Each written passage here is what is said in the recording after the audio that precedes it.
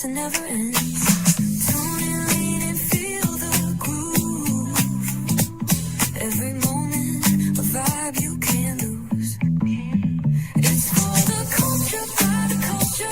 Braylon got the soul to show you. Breaking it down, lifting it higher. Feel the rhythm, spark the fire.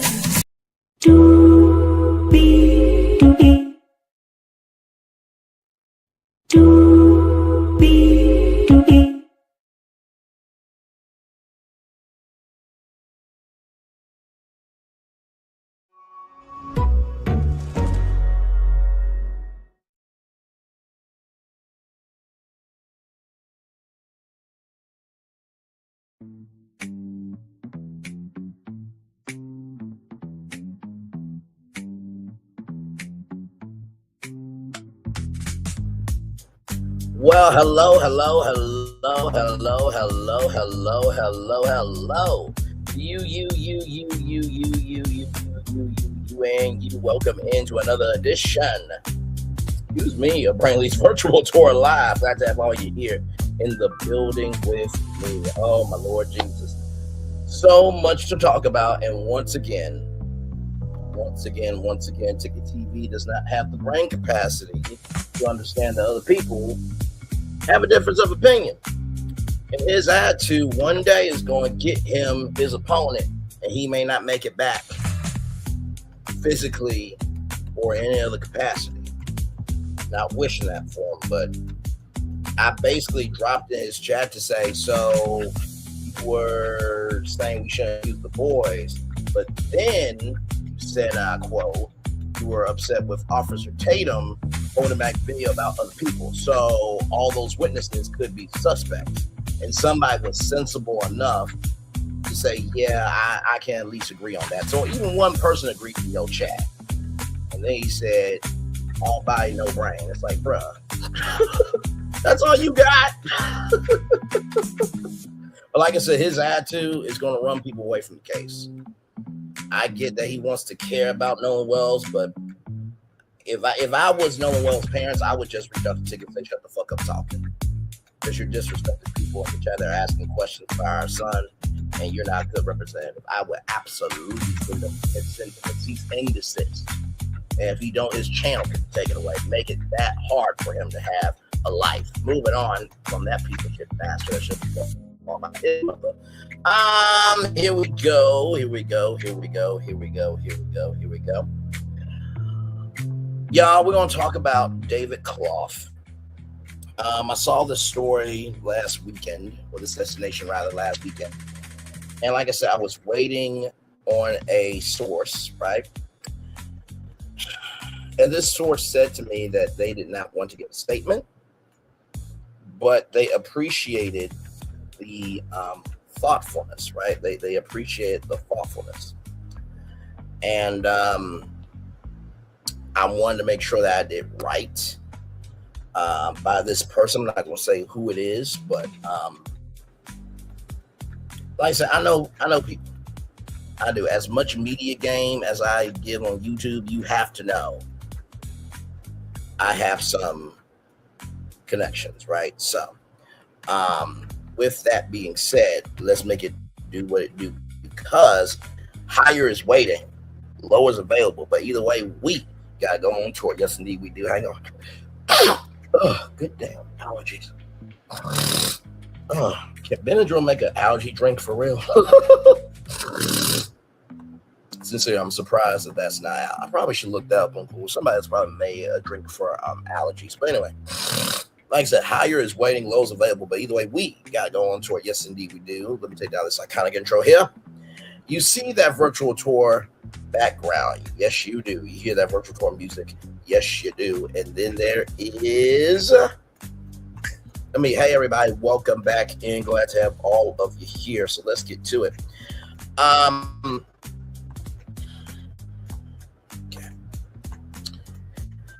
Like I said, I'm going off of the facts that I have found, okay? Y'all know I'm very, very thorough in what I do, all right?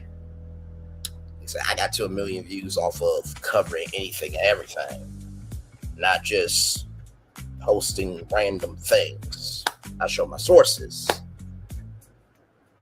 Not all of them, right? Because at the beginning, middle, end of the day, depending on the severity of the story, people have the right to be protected. For example, if I was talking about a case where a child got arrested, they got raped, this, and the third, that child should not be outed because that person is still crazy enough to go find out where that child is. There are circumstances where sources should not be said. All right, let's get to it. Here we go. From the Associated Press, film financier Jason Clough. Hang on. Can I change it? Damn it, I'll change it later. My bad. I thought it was really David Clough. My bad, y'all. But anyway, film financier Jason Clough. Listen, I own up to my mistakes, okay, child? Film financier Jason Clough indicted in alleged $100 million Ponzi scheme tied to movie funding. Okay, so this is, so this right here is Jason Clough. Okay, here we go. By Rebecca Boone, film producer Jason Clough, who financed Joker, Ghostbusters Afterlife, and dozens of other movies, has been indicted by a federal grand jury on wire fraud charges in connection with what prosecutors say was a $100 million Ponzi scheme. The incident against Clough, 60, was unsealed Tuesday in U.S. District Court in Chicago. Clough was arrested the same day in Los Angeles, where he made his first court appearance, the U.S. Attorney's Office for the Northern District of Illinois said. The indictment alleges Clough solicited money from investors, telling them the funds would be used for a film or a video game platform. Instead, the indictment alleges he used the money for other projects like Canadian real estate development and to pay off early investors. So basically, robbed Peter to pay Paul. Court records do not reveal if Clough has obtained an attorney in the criminal case. Several attorneys representing Clough in lawsuits in Florida and California did not immediately respond to a request for comment. The indictment says Clough operated a Canadian-based company called Creative Wealth Media Finance Corporation, and that starting in 2019, he sent several clients to invest in film and entertainment projects. The indictment says he got more than $100 million from one investment advisor in Illinois, and the advisor's clients and others, and that he lied to investors, about the value of their investments. He is charged with 7 counts of wire fraud, each punishable by up to 20 years in prison. Right? So if I do 20 times 7, that's 140 years in prison. Clough is also being asked to forfeit more than $12 million. The FBI asked that anyone who believes they might have been a victim contact the agency's Chicago office by filling out an online form. It is not the first time film financier has faced allegations of financial misdeeds. He's been named in several lawsuits from investors in recent years, including a class action lawsuit alleging film funding fraud in Chicago, a Florida lawsuit from an investor who says Clough's company breached contracts for several entertainment loans, and a lawsuit from investors in New York that was later dismissed. Clough has fought the claims in Chicago and Florida, and those cases are ongoing.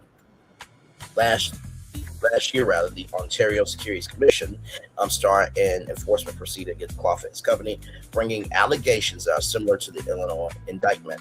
The commission alleges Clough and his company raised more than $500 million from investors for various film and television projects, and then diverted $70 million of the funds to other uses, like repaying earlier investors. That case is ongoing. Rebecca Boone reported from Boise, Idaho. So, with that said, I do have the lawsuit. It is 90 pages. I'm not going to read all 90 pages. But what we are going to do is we are going to showcase, that at the beginning, middle, end of the day, that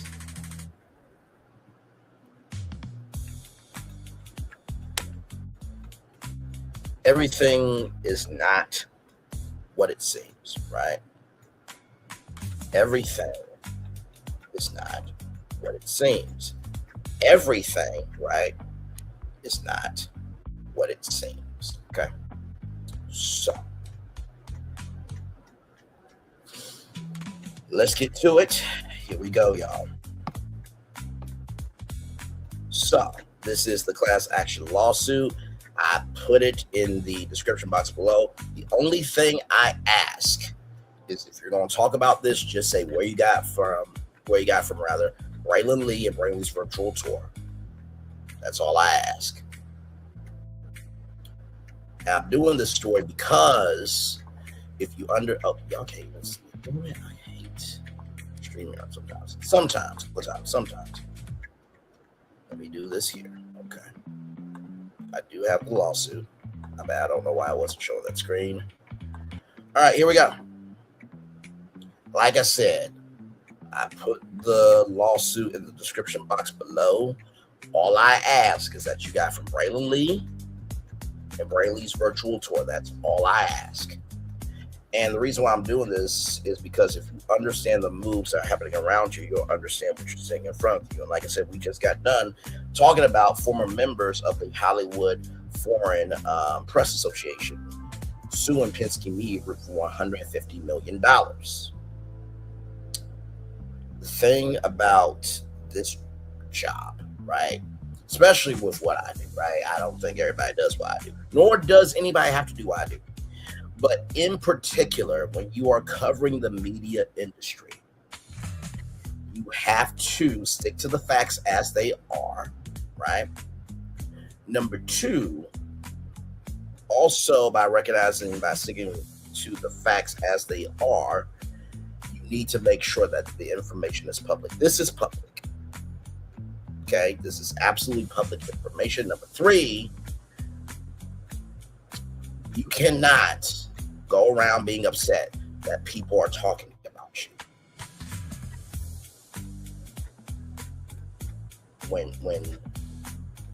when everybody's talking about you, right? So just wanted to say that. So my God, today.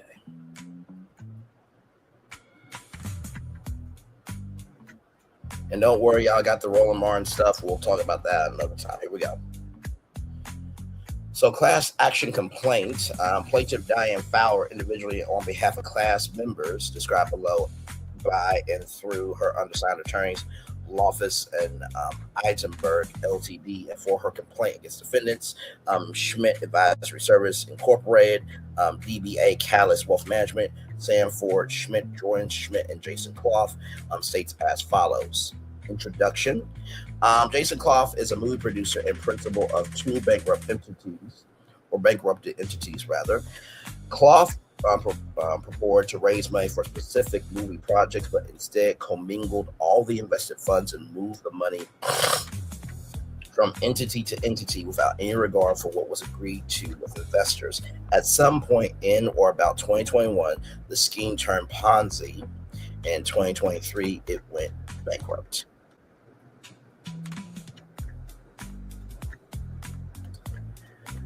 My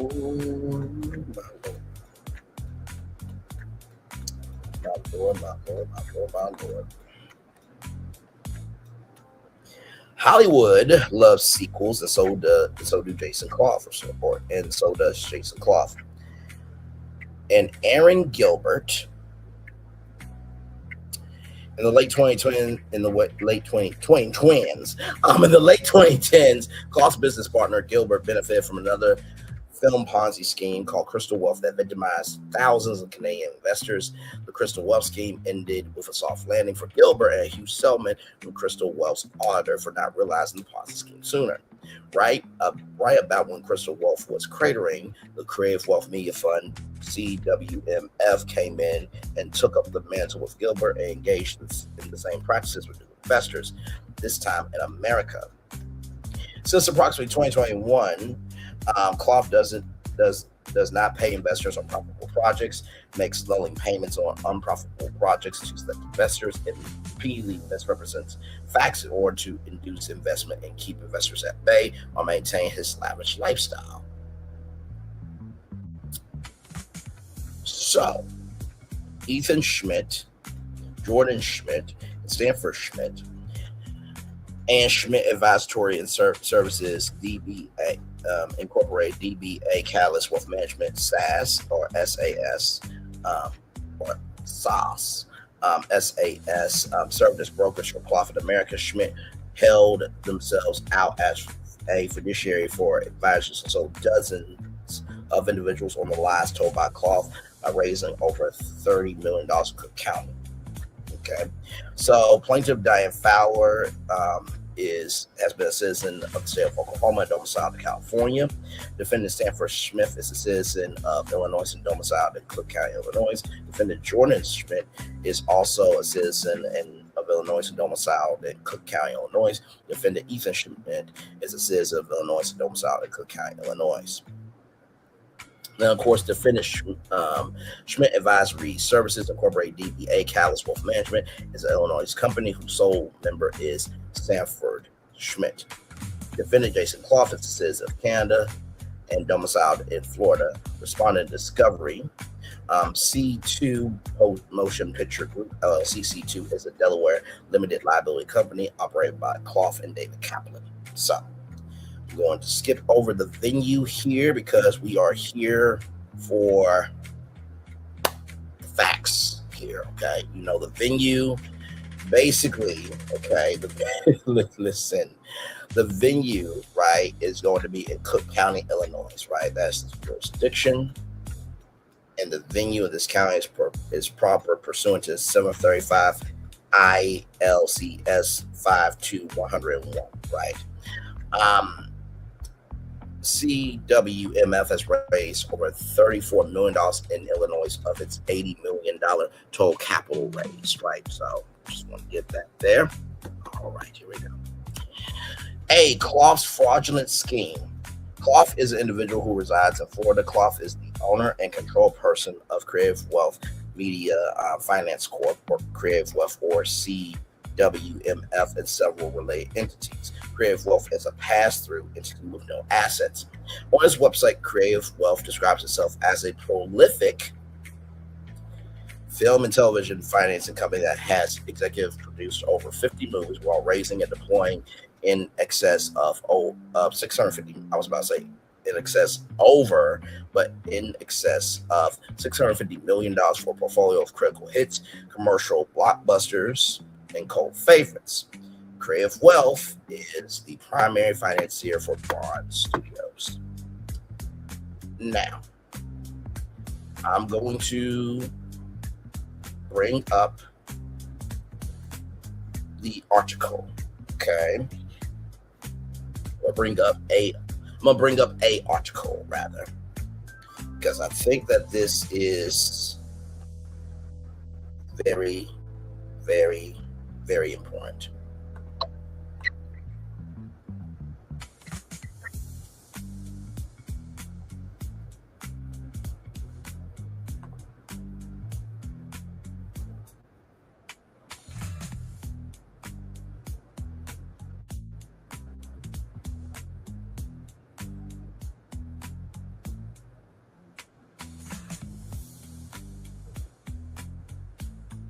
Give me a moment, y'all.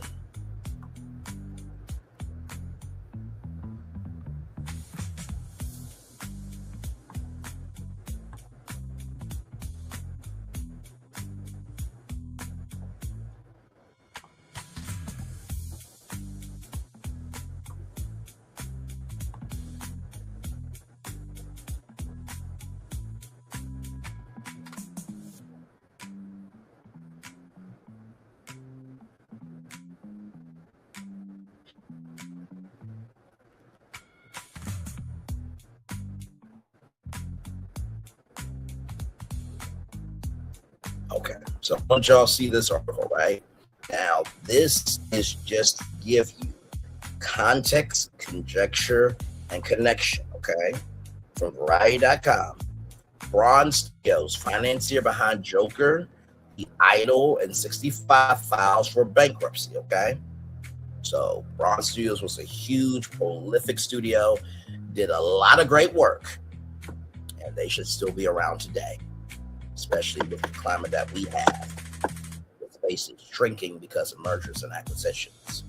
The more studios we have, the more media companies we have, the more cable television networks we have, the more radio stations we have, and the more digital platforms we have, the more everybody can have a shot to rise to the higher that's waiting for them. So let's get to it. Braun Studios, the Canadian finance and production company that emerged as a media force and has backed awards awards favorites like Joker, Judas and the Black Messiah, and Licorice Pizza, and commercial plays like Ghostbusters Afterlife, The Mule and 65, has filed for bankruptcy. Co-founder and CEO Aaron L. Gilbert disclosed the news in a statement on Wednesday, pending a letter to the banners. I'm sorry, my bad. Banker banner. Similar words, my bad. To the banner's friends, partners, team members, and backers. Now, I want to go back to the lawsuit for a second. Because let's go back, right?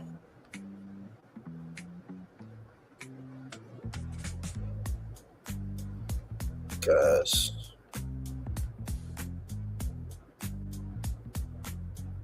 Aaron Gilbert, okay, in the late 2010s, Klopp's business partner Gilbert benefited from another Ponzi scheme called Crystal Wealth that victimized thousands of Canadian investors.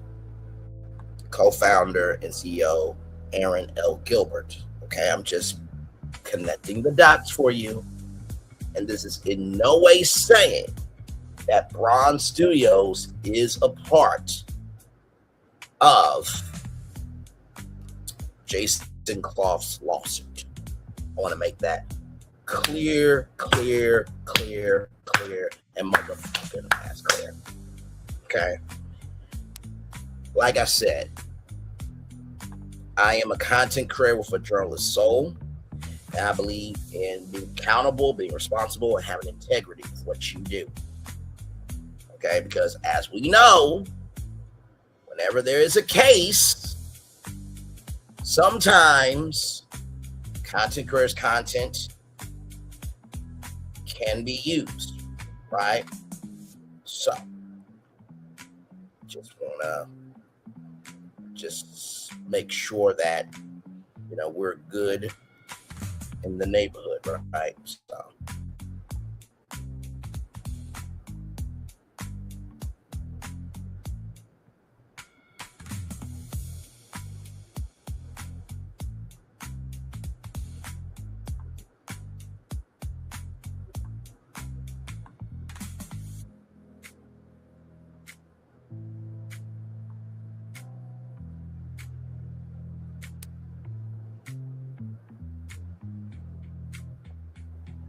let's keep reading here. Let's keep reading. Having explored many options for many months, Braun had no choice but to take this step in light of its financial circumstances. The last few years have been incredibly difficult for Braun, and things have only gotten more complicated over these past months, Gilbert shared, citing the COVID pandemic and both the SAG-AFTRA and WGA strikes as insurmountable headwinds for the company's continued operations. The executive also stated that the company will not be doing press. Blair states that Braun has filed for creditor protection with the Supreme Court of British Columbia, Canada, and Chapter 15 in the United States. The Chapter 15 filing is for cases across more than one country. In recent months, Braun's co-financing deals with Metro Goldwyn Mayer and Warner Brothers has sunset. Thank you to our many friends who have been there to support us. Thank you to the Braun team and to our incredible creative production business partners. Thank you to the many production finance partners and corporate backers for their support for these many years. Thank you to our various representatives and the many service providers for all the support and patience through a very tough few years at Ron. Gilbert's statement concludes. Your continued support and patience will remain critical during this restructuring process. We will continue to keep you informed as we move through this process. So that article was just saying that Braun Studios is no more. Right now, this article came out July 19th, 2023. Okay, I'm just giving you context, conjecture, and connection because, like I said, if you're reading this lawsuit and you see anything that doesn't look right to you, then you go and you find out the information, right? So when it came up to Braun Studios, you guys need to know who Braun Studios was, right? So yes, Creative Wealth is the primary financier, was the primary financier for Braun Studios, defined below, since Crystal Wealth was shut down by regulators. Right, Clough is, the founder of Creative Wealth and serves as its managing director. He is also the co-founder of Braun Creative. As described below, Clough owns 50% of Braun Studios at all times relevant. Braun Studios Incorporated is a corporation incorporated under the laws of the province of Vancouver, Canada, with its principal place of business being in Vancouver, British Columbia. Everywhere else, otherwise known as Braun Studios USA and Braun Studios Incorporated, are referred together here in as Braun Studios. Braun Studios is controlled by Aaron Gilbert and Jason Clough. Clough was a director of Braun Studios at all times relevant. Braun and Gilbert were previously involved in another Canadian Ponzi scheme called Crystal Wealth, and portentously referred to it as CWMF. Creative Wealth follows the same name business model of Creative Wealth that was operated by Clayton Smith. Throughout the late 2010s, Smith produced movies alongside Clough, including The Childhood of a Leader. As of 2017, Crystal Wealth claimed to have $193 million under management that were, for the most part, invested with Aaron Gilbert's media house Capital and used to fund Braun Productions. Crystal Wealth operated as a Ponzi scheme premised on funding big budget projects. After Ontario Securities Commission (OSC) investigation and insolvency proceeding, Crystal Wealth's principal Clayton Smith escaped with a fine that was never paid, and Aaron Gilbert and Braun were allowed to continue with their operations and repeat the scam with a new CWMF called Creative Wealth. Ultimately, Crystal Wealth's auditor BDO bore the brunt of the many unpaid investors and sell for tens of millions of dollars. Right when Crystal Wealth was cratering into bankruptcy and securities enforcement actions, Braun Studios was making millions with its new partner Creative Wealth on the movie Joker. Okay. C2 Motion Picture Group LLC. C2 is a Delaware limited liability company operated by Clough and Dave Kaplan. That's probably where I got confused by Jason Clough and Dave Kaplan. So I just combined Dave and Clough, right? But there's somebody probably named David Clough. And to anybody whose name is David Clough, this is not about you, okay? This is about Jason Clough. So my bad on that. C2 was formed on May 5th, 2022, just as Creative Wealth and Braun Studios were defaulting. C2 picked up where Creative Wealth left off, apparently with new investors. Clough raised tens of millions of dollars in the United States for several pictures and series from approximately 2019 through 2023 on behalf of Braun Studios. Crystal Wealth, CWMF, announced it too. Clough raised the bulk of the American investment via two intermediaries or brokers, Schmidt and Marborina Capital, Marborina in Texas. Never heard of that city before, so my bad on that. Schmidt's compensation from Creative Wealth was not disclosed, but upon information and belief, he received a carried interest in the investments he placed with Creative Wealth, right? Clough's scheme was complicated, and it appears that it did not matter what project an investor supposedly invested in. Instead, Clough just paid who he felt he needed to in order to keep his scheme going. Investors was promised repayment based on the success of specific film projects. Investors were promised that if they would, that they, pro, investors were promised that they would be paid if the project was profitable rather, accepted the risk that they would not be paid if it was not profitable. Investors were led to believe that they had a direct interest in the project, and the success or failure of the investment depended on the profits of the project. Investors were assured that each project was thoroughly analyzed and would be successful. So this is the thing, right? Whenever you are talking about Hollywood projects, right, you have to really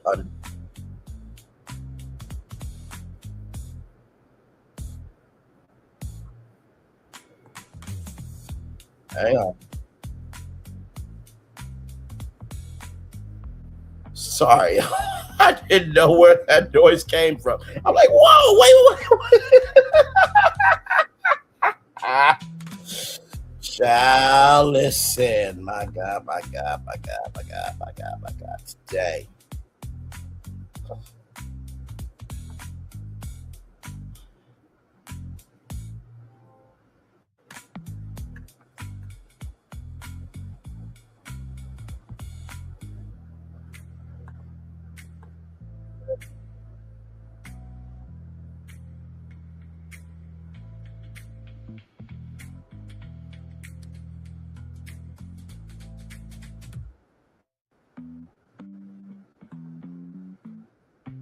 Sorry.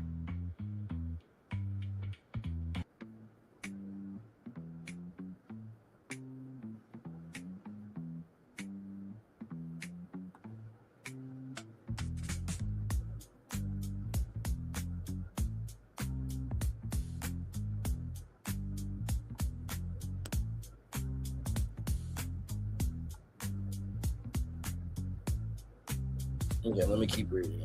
Hey, one person, welcome and glad to have you here. We're just talking about Jason Clough. There is a lawsuit that's happening, a Ponzi scheme that is valued by $100 million. So that's where we are right now. Upon information and belief, a significant portion of the money invested was consumed by Clough and his salesmen and never actually invested in film production. Clough invested moved via various entities, but the repayments made to investors had little relation to what they purportedly invested in. Clough would pay out investments in failed projects when it suited his needs to keep the investor engaged. That's what I was going to say. When it comes to Hollywood projects, right, you can never say that every project you're going to do is going to be successful. Some are going to fail, right? Now, you could have this documented of, okay, if the movie doesn't do this, then I get this, right? So it's like a penalty fee. But because that was not done, then Jason Clough could do whatever he wanted to do, right? Now, this is my opinion. I could be completely wrong. We are talking about the facts as they are from this lawsuit, right?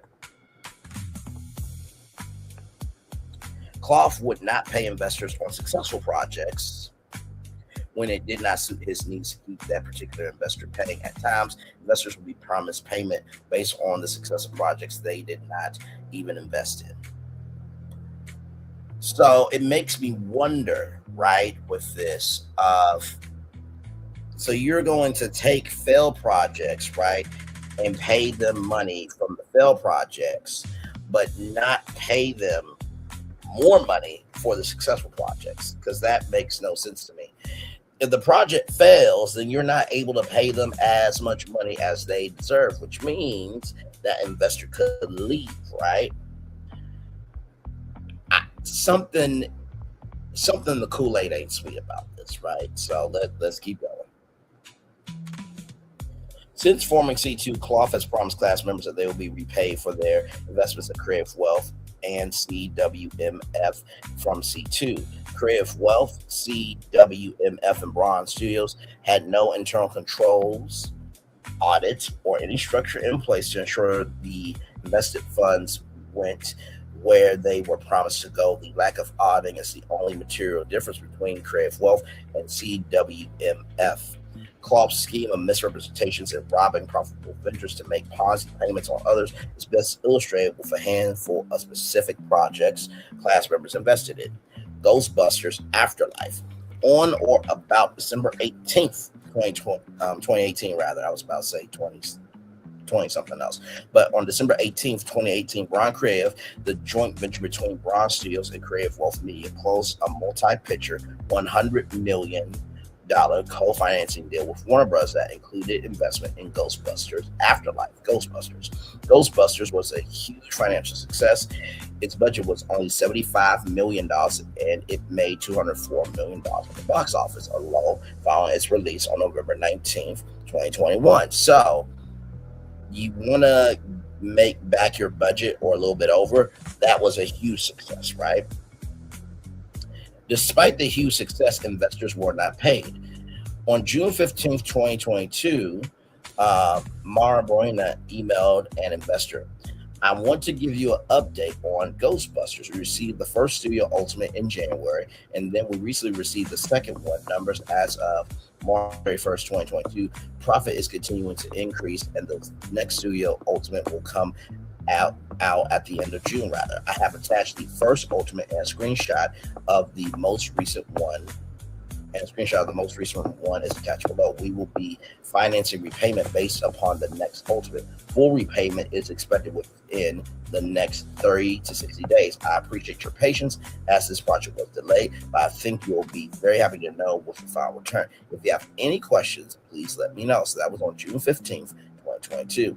On August 26th, 2022, Mara Borina emailed the investor. Good afternoon. I hope you're doing well. We just received an update on the Ghostbusters repayment.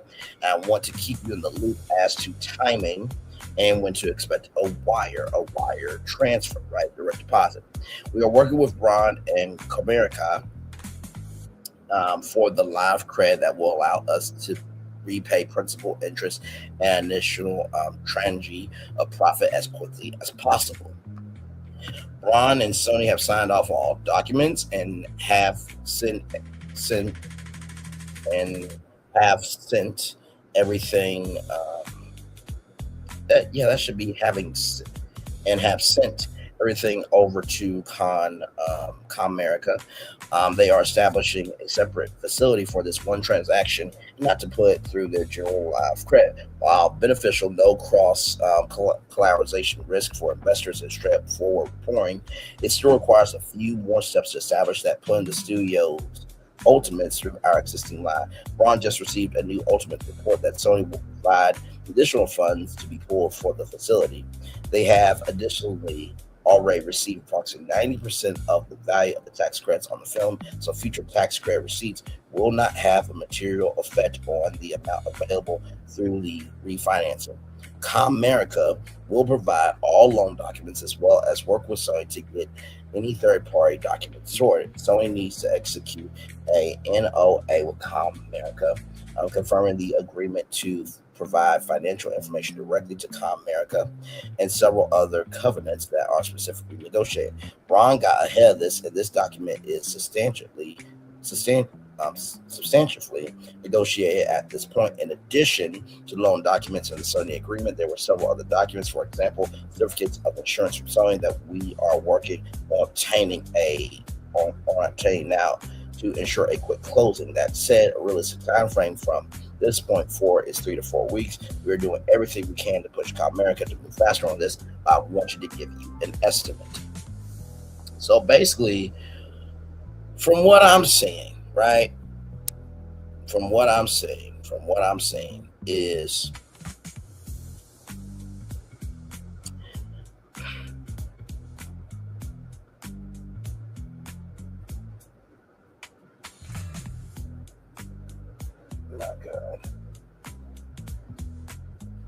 my God. I think what has happened is, now you got to think about this. When you win a lawsuit, right, you have to pay your lawyers, then you have to pay this, that, and the third. You gotta pay all the fees and everything, and then you get what's left. It's the same thing here. So after the movie is successful, this, that, and the third, the studio gets their cut, the actors get their cut, the crew gets their cut. It trickles down, right? So I'm guessing that these were in different stages, right? Stage one, you guys will get paid this, then at this stage you'll get paid this, and at another stage you'll get paid this, right? So yeah. So yeah.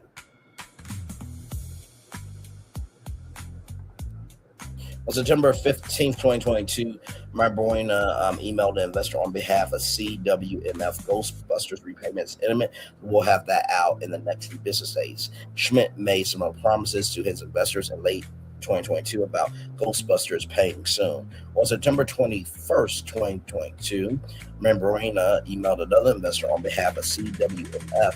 We just received an update on the Ghostbusters repayment and wanted to keep you in the loop as to timing and when to expect to wire. We are working with Ron and Comerica line of credit that will allow us to repay principal, interest, and additional tranche of profit as quickly as possible. Ron and Sony have signed off for all documents and have sent everything to Comerica. They are establishing a separate facility for this one transaction and not putting it through their general line of credit. While beneficial, no cross-collateralization risk for investors and straightforward reporting, it still requires a few more steps to establish than putting the studio ultimates through our existing line. Comerica will provide all loan documents as well as work with Sony to get any third-party documents sorted. Sony needs to execute a NOA with Comerica confirming the agreement to provide financial information directly to Comerica and several other documents that are being specifically negotiated. Ron got ahead of this, and this document is substantially negotiated at this point.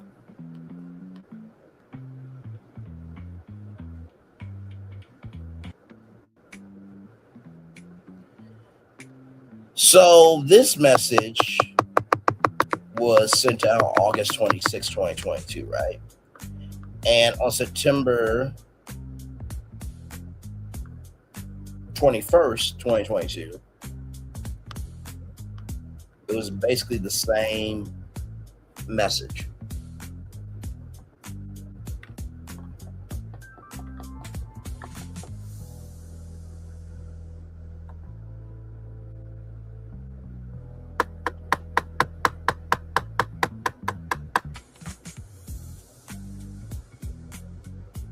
Something in the buttermilk ain't clean, in the words of Phaedra Parks.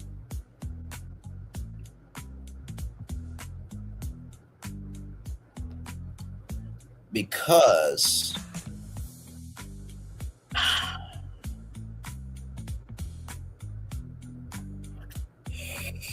I'm trying my very best here to be as open, honest, and sincere as I can here.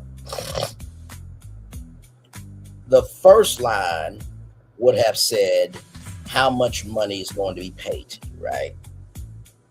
I'm thinking about this like if Brainley's virtual tour, right, was on, for example,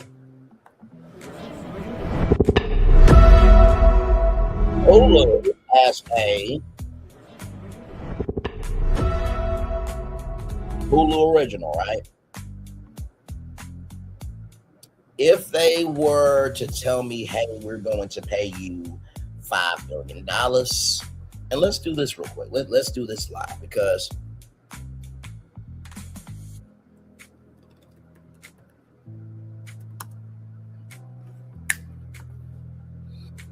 I think when we're able to gain context, conjecture, and connection, we're able to understand things better, right? Just saying. Now in Hollywood, you usually get a salary, right? Depending on if you're a C-suite executive or if you're a, movie star, right? What have you. And so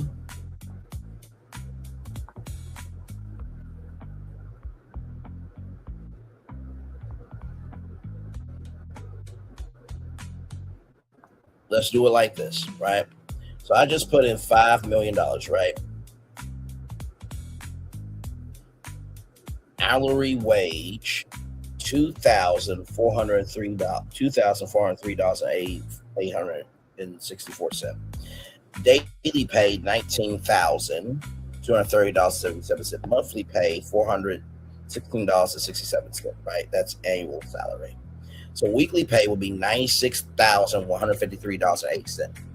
Now, if I was doing Brainley's virtual tour live on Hulu, not this Hulu that's being joined into Disney Plus, not that fucking bullshit, but actually on the Hulu platform, getting a check from Hulu every week for $96,000, I'm good with that.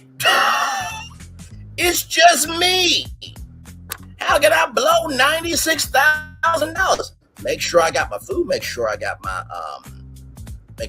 my clothes together. Make sure that I don't have my license right, and I don't have a car right now. But if I had that, right, I would just pay off whatever car I wanted.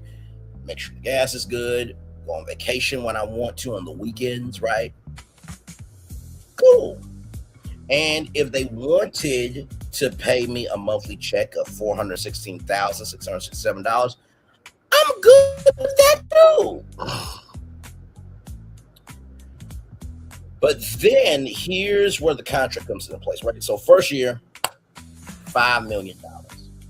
Second year, you may go up to $6.3 million.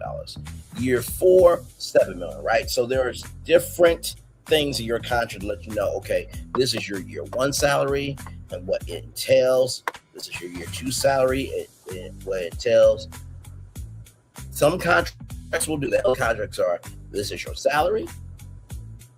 You can take it, we can negotiate, or you can leave, right? That's how most businesses operate anyway. So just wanted to add that because I'm just like, it's interesting that they did not, in any of those emails, right? They did not have a line, right?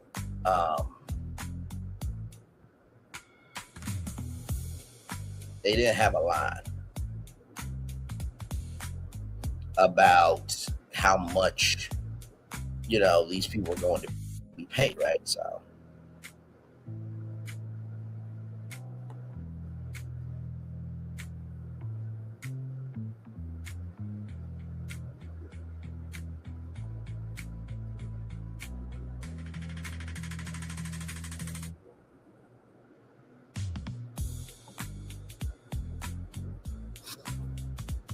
So yes, so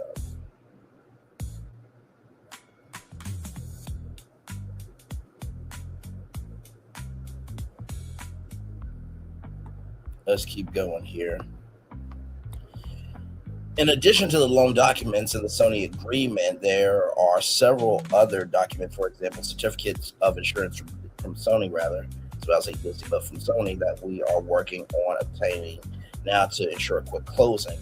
That said, realistic time frame from this point forward is 5 to 7 business days. We are doing everything we can to push Comerica to move faster on this, but I want to give you an update. On October 4th, 2022, Morena emailed an investor on behalf of CWMF. I spoke with Aaron this morning. I don't think that's how you spell Aaron. Okay, Aaron, but okay. And we are weighing on funds from Comerica, which will then be transferred to Braun and then to Creative Wealth Management, right, or Creative Wealth Media. We are expending this any day now. I know the delay has been frustrating for everyone. I will be following up daily, or I am following up daily with Aaron Gilbert and his team. October 28th, 2022, a CWMF employee emailed an investor. We have a checklist call with Akin Bank's counsel today, but we don't have that far to go to get a closing on Ghostbusters because it's being pulled from our general life grid. We'll need the union's approval and a few other issues. Need to be addressed. I'm not understanding the broken language here. That's a little suspect. Just a little bit. It's not the craziest thing, but just there's an energy of this, y'all, that I'm just not liking. But the action loan itself is quite advanced, and I don't see other issues causing any material delays. On February 16th, 2023, Clough emailed Marborena, we are expecting money right now within days. On February 19th, 2023, Clough emailed Morena 26%, and it will be in next week. Clough told another investor Braun received 33% of the profits. Class members were never paid the full return on their Ghostbusters investment. Plainly, Clough promised more returns than he could satisfy. His salesman, Schmidt and Morena, were oblivious to the inner workings of the scheme they were promoting. Another investor was repaid less than half of his principal invested in Ghostbusters, and payment came from an entity called Shaggy Dog Media that was not disclosed in any documents. So let's see what Shaggy Dog Media is all about.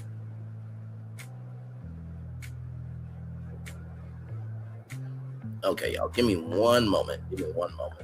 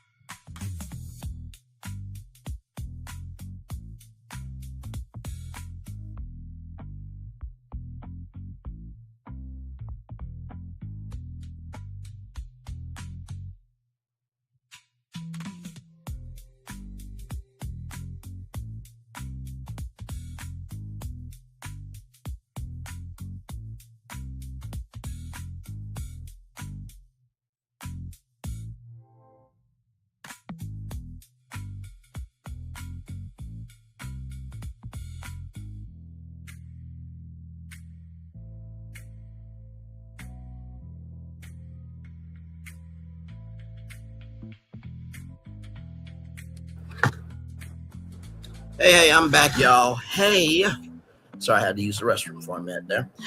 So let's see what Shaggy Dog Media is all about. So Shaggy Dog Media is a film financing and production entity used by Hollywood producer Jason Clough to raise money for movie projects. Has recently been tied to a federal fraud case. Interesting. So, would it be fair to say, now I don't know this to be for sure, but would it be fair to say that Jason Clough, not only did he rob Peter to pay Paul, but he had many companies, right, that he utilized as storehouses, right? Right? Right? Right. Let's keep going. By the way, this was not disclosed in any investment documents. This was not disclosed in any investment documents. This was not disclosed in any investment documents. So could Shaggy Dog Media have been one of the ways that, like I said before, this was one of the main storehouses. This was one of the main companies that Jason Clough had. He'll take the money from the project, spread out to these different entities, and then for the higher successful projects, he would put it in the accounts that are reserved for the higher profiting projects. And then for the other ones, the lower, the non-profitable projects, right, or deficit projects, he would put in the accounts that, you know, were just to cover those investors, right, just to show them, right. And then when they go to the books, it's like, oh, guys, I have money. I'm paying people. I got all these companies to make sure that we're good. But if the production was primarily through Braun Studios, then it's Braun Studios that needs to pay. You don't get to use Braun Studios to cheat people out of their money, because now you are involving a staff and crew of a whole movie studio. And by fucking them over, you're fucking yourself over, because now you don't have access to keep this scheme going. That's what I'm thinking right now at this point. In July 2023, Clough said another large investor was paid on Ghostbusters. So that is that movie, right? Monkey Man. This is the second movie, right? CWMF and Braun produced the Dave Patel movie Monkey Man. It was produced at a total expense of $10,500,000 and then sold to Netflix for $34 million. Monkey Man was a success.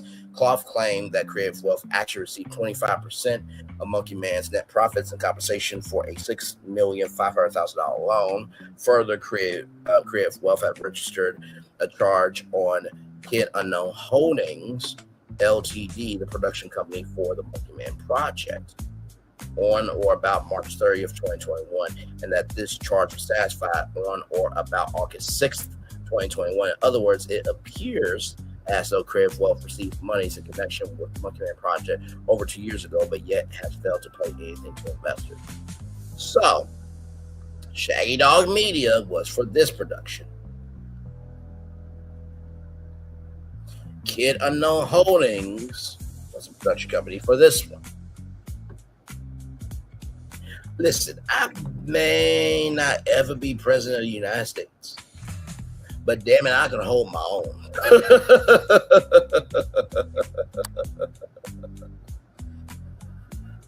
Oh my God, my God, my God, my God, my God, my God, my God.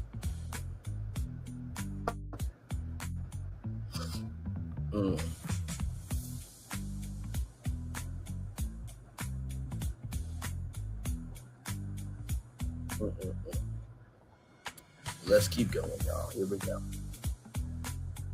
On January 27th, 2022, Schmidt repeated Clough's representation to investors that Monkey Man sold for $33 million with a total profit of over $20 million. On September 7th, 2022, Marborina emailed the investor. By the way, my bad on that. I thought Marborina earlier at the top of the tour was a city, but Marborina is a person. My bad. Netflix has the film and editing is complete. Ron is finalizing everything with Netflix lawyers. We expect everything to be complete in the coming weeks. Netflix will be paying Braun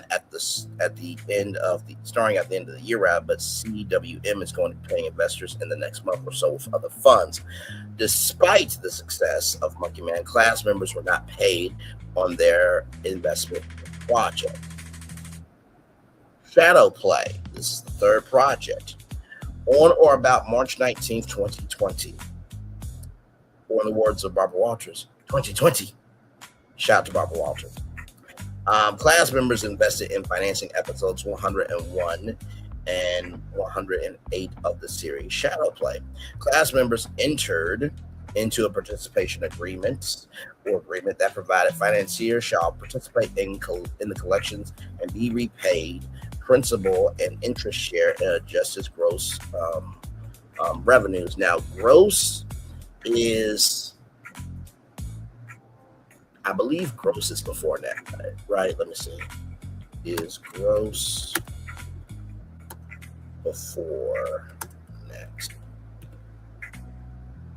Yeah, gross is before net. That's right. So the gross is basically the total pay or income before taxes or costs are taken out, and then net is the final amount left over after you subtract those costs. Right? Okay, that's what I thought. Okay. And be repaid principal and interest and share in adjusted gross revenues derived from exploitation of the picture. On and subject to the terms provided in a Schedule A to the extent of its participation. Lender agrees to pay and otherwise account to financier on or about 15 calendar days after lender's actual receipt of amounts due and payable to lender pursuant to the financing agreements. Amounts due and payable to financier pursuant to the client term sheet in respect of the participation, as such amounts are earned and paid by the borrower to lender pursuant to the terms of financing agreements. On July 16th, 2020, Clough entered into a term sheet for another loan for the same project with the same terms with Hudson LP. On December 9th, 2022, Margarina emailed the investor the production risk is an issue for any of your investments. Digital animation will be sold within a couple of months. Shall play repayment schedule for February. So was this series being produced knowing that the company was going to be shut down? That is the question that I have, right? Was this going to be produced and the company was going to be shut down afterwards, right? Because I would think, right? I would think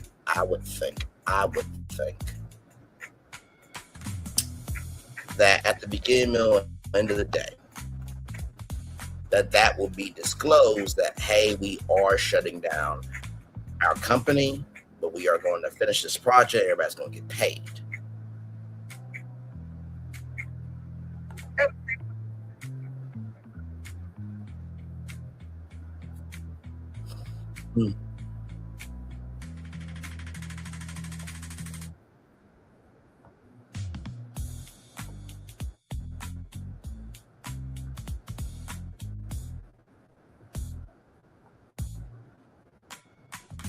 Sorry, y'all. I'm just looking up something. Give me a moment.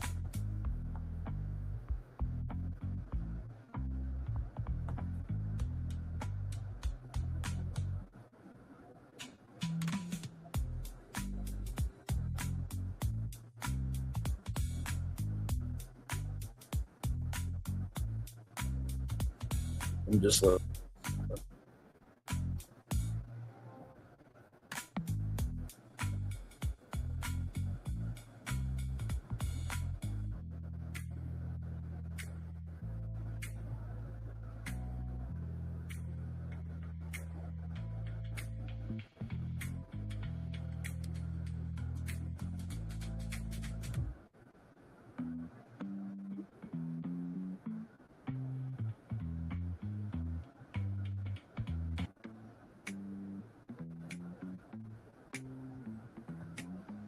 Okay, y'all. Sorry, y'all. I was just looking up something real quick. Okay. Let's see here. On March 4th, 2021, class member texted Marina. Question: do you have any update on Shadow Play repayment? Answer: we'll have an update from Ron by the end of the day today.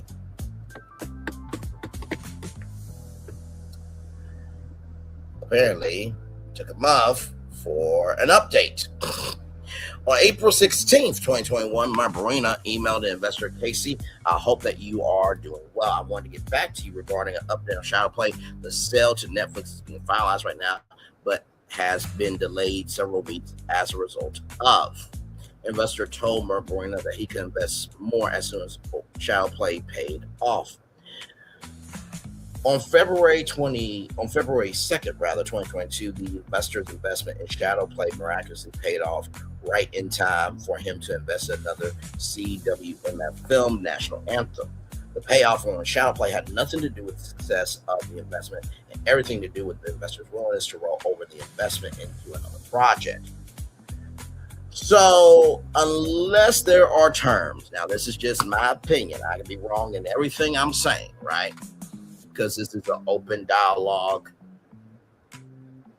purposely curious, purposely discovering a purpose. How can I put it? Purpose, open dialogue, all about genuine curiosity and an understanding of wanting to discover the truth, right? That's all we are doing here. Nothing more, nothing less, right? Unless there is an agreement. Unless there is an agreement, right, that the investment, right, is going to roll over, then you would have to make sure that you are going to that financier of like, hey, listen, this is it for this project. A new round will open up for investment. So they must have had a relationship before in order for the investment to roll over to another project. Klopp stated in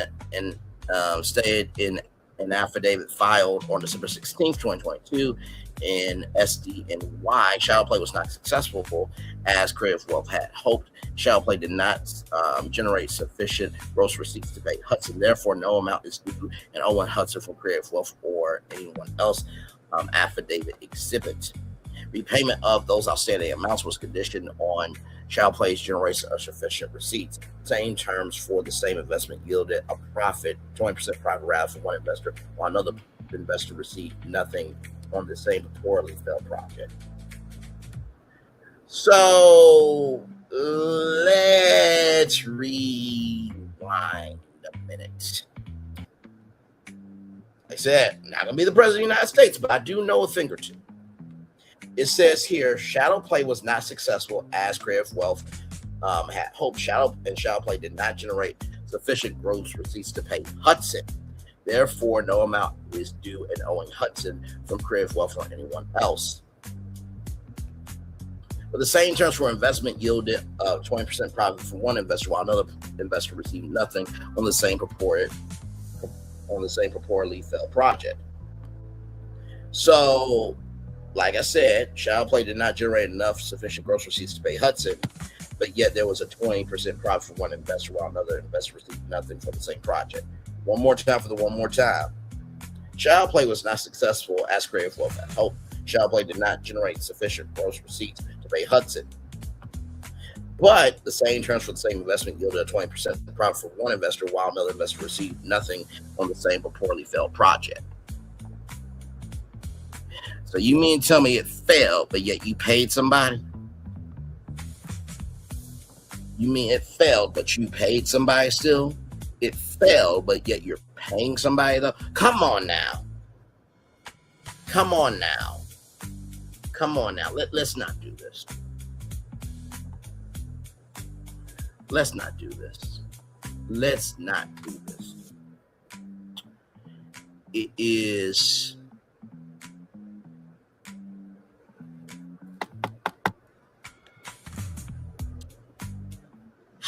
It is mentally exhausting, right? It is mentally exhausting. It is mentally exhausting, right? That to do this for so long, knowing that I want to make sure I'm saying this correctly. Doing what you've done for so long, only to know that eventually the thing that you were doing to keep it afloat was the thing that was going to kill it, and you didn't do anything to be responsible about, rather, is fucking asinine, tacky, and disrespectful as fuck. Sincerely. Let's continue on. Gossamer class members invested in two failed projects, Fables and Gossamer. Both projects were complete failures and nothing was paid. On June 3rd, 2022, Oaks invested in Gossamer. On June 16th, 2022, Barbarina told investors that CWMF renegotiated the deal with Braun, was now getting 40% of the profits of Gossamer. Something the buttermilk ain't clean once again, because it says class members invested in two failed projects, Fables and Gossamer. But now they were getting 40% of the profits on Gossamer. Once again, I'm leaving Braun Studios out of it. It is in the lawsuit, but Braun has nothing to do with this. This is about Jason Clough, that he and his associates did up the Ponzi scheme. Not Braun Studios, not the staff, not the crew, not the C-suite, okay? All right. Just Want to make that very clear. So how could Gossamer be a failed project, but they were getting 40% of the profits of Gossamer? How could Gossamer be a failed project, but they were now getting 40% of the profits on Gossamer? How could Gossamer be a failed project, but now they're getting 40% of the profits on Gossamer? Somebody explain that to me. Somebody explain that to me. I'm not understanding here.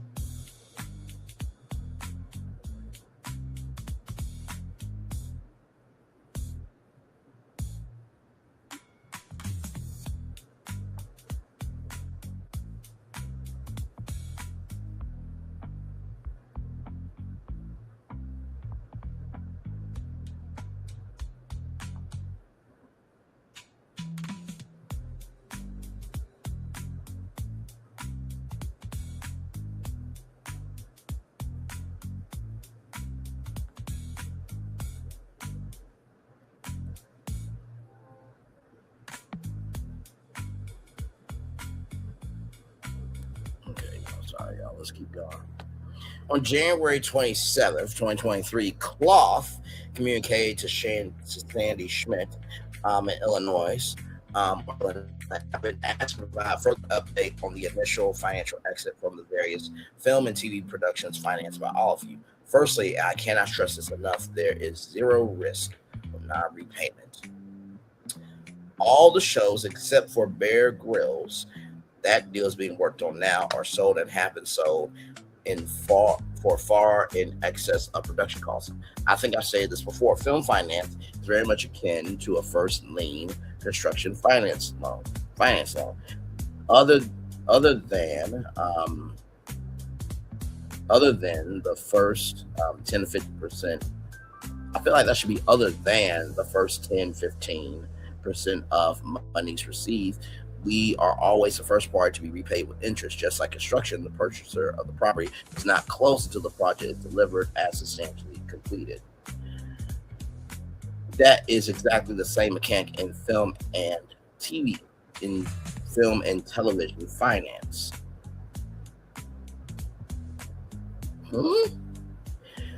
That is exactly the same mechanic in financing films and television shows. That makes a lot more sense to me. We have multiple non-related productions contained within a fund and a few one-off productions that sit exclusively to the media fund. Delivery of all of these shows will occur anywhere from a few months from now to 18 to 24 months from now. If we waited for delivery and payment from the studio's distributors, repayment would be irregular and very choppy. I found over the years that didn't sit with clients caused needless angst to clients. Aaron Gilbert and myself took it upon ourselves to put in place a credit facility which allows us to take deal paper and bring forward the cash value. That value is to exclusively be used to repay clients from the underlying deals. To get to that point, all 26 agreements on 9 shows need to legally need to be legally reopened and Comerica inserted as a party to the transaction. Once the new document or docs are drafted, they must be sent to the legal counsel of every party connected to each show for review and comment. Once everyone has agreed to sign all of the documents, they have to go out for wet ink signatures. Once all the wet ink is back at Comerica, closing is arranged usually within 48 hours, and funds are transferred to our collection account for distribution to clients. Closing a bank facility for one show is heavy work. 9 is enormous. COVID played a role in slowing the lawyers' work in December, early January, but things are rolling now. I've told Sandy on this on numerous occasions. There were probably 100 people working to push all parties to review, comment, sign, and execute documents as soon as possible. I can't push people any harder. They will stop taking my calls, rather. Sorry, y'all. We are all at the end here. I anticipate funds closing very shortly. As a matter of fact, I'm being told intimately. The payments being processed now will allow for full exits with all outstanding interest. Further profit participation will provide investors with returns well above 100%. Future revenues include merchandising, gaming, publishing, music, digital strategies, NFTs. You got to remember when those were a thing. You all will make money for years to come from those shows. Not their shows, but from those shows. Further comfort, and please do not share any info with anyone outside of our group. Well, I mean, the info is now shared in a class action lawsuit, so there's that. I'm going to give out, sorry, just had to be honest. I'm going to give out the purchase details for each show. For clarification, I must admit I don't have all of the waterfalls yet. Those are being prepared, so I can't quite calculate the exact quantum of profit owed to us per project. Also, please remember that we are only one of the main parties entitled to profit participation.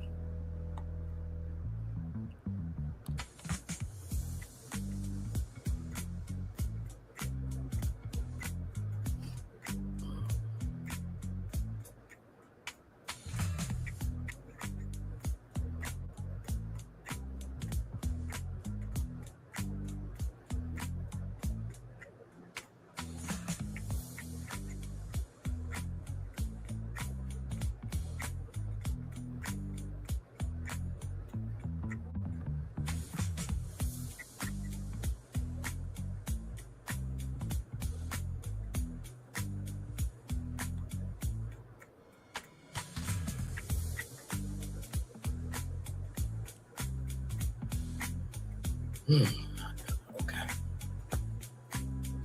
So what I'm getting from this here, right, is basically instead of somebody commented, "Hey, Coach James, good to see you, good sir. Long time no see. Hopefully all is well with you."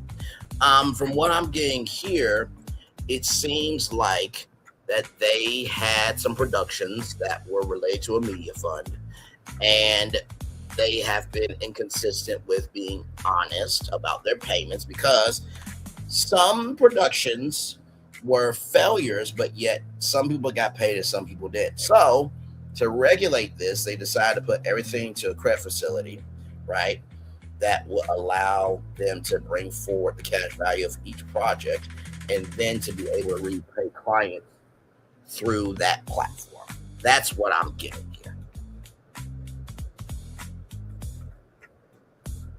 So Monkey Man, $10,500,000 cost. Netflix, $33 million purchase price.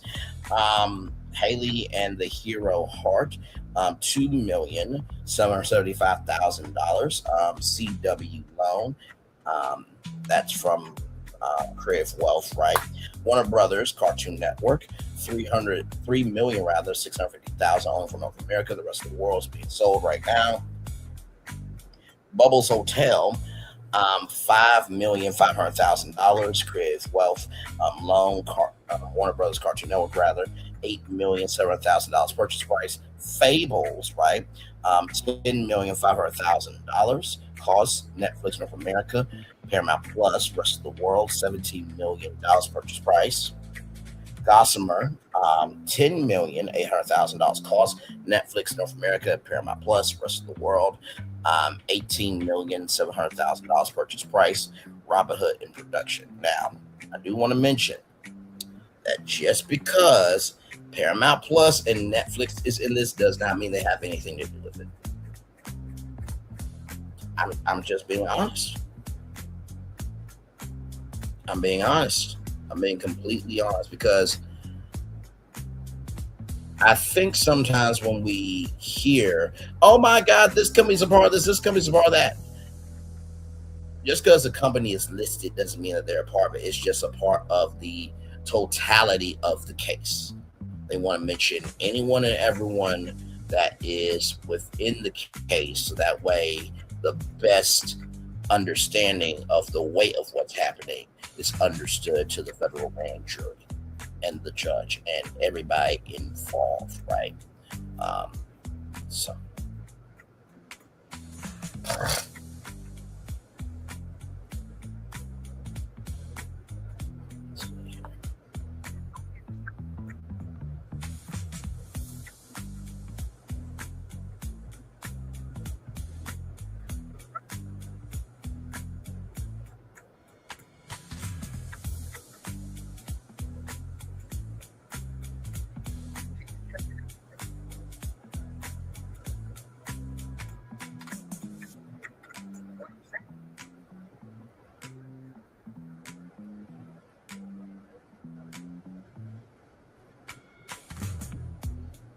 Sorry, y'all, I'm looking up something here.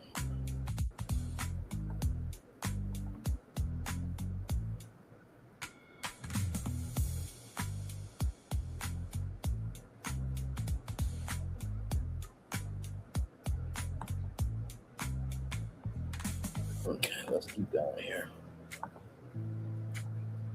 Bear Grylls corporate have agreed to post a corporate guarantee of our loan. That guarantee is being financed with our Comerica line as well. Clients will receive their investment plus outstanding interest. The distribution deal is being worked on now. I should have further details shortly to share with you.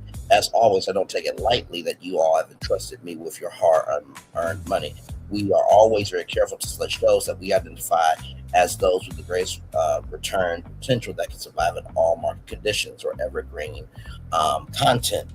I know you will all be happy and impressed with the total return performance of these first few shows. Clough told Schmidt-Gossamer that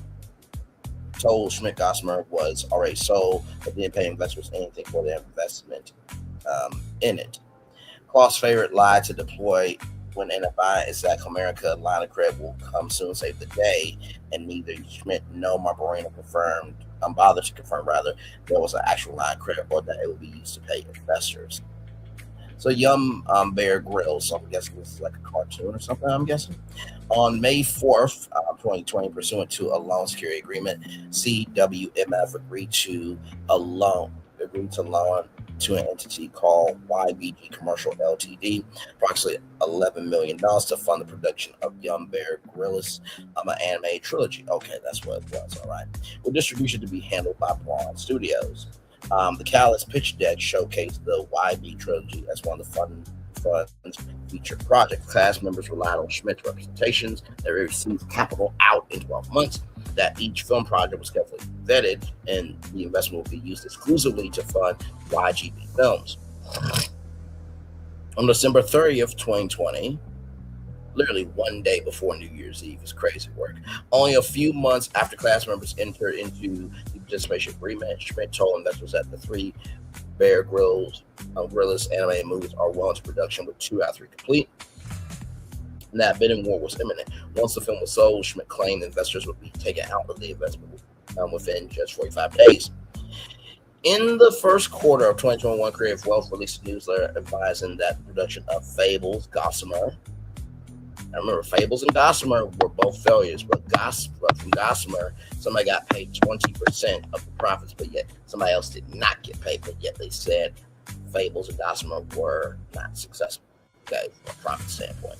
Bubbles Hotel and Hailing the Hero was completed, and negotiations were ongoing for the sale of each of those projects to major streamers and or TV networks. Negotiations for the sale of Young Bear Grylls was also reportedly ongoing at this point.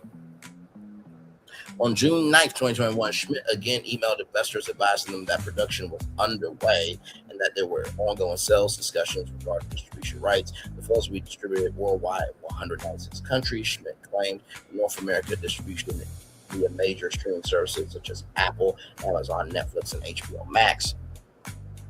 On May 10th, 2022, Schmidt emailed investors claiming that the Young Bear Gorillas films were still out for sale, this time at the Cannes Film Festival.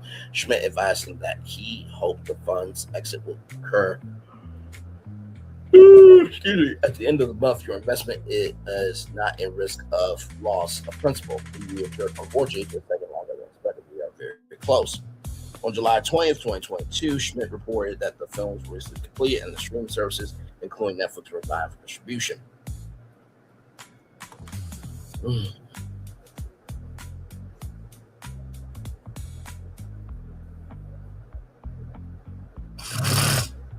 My God.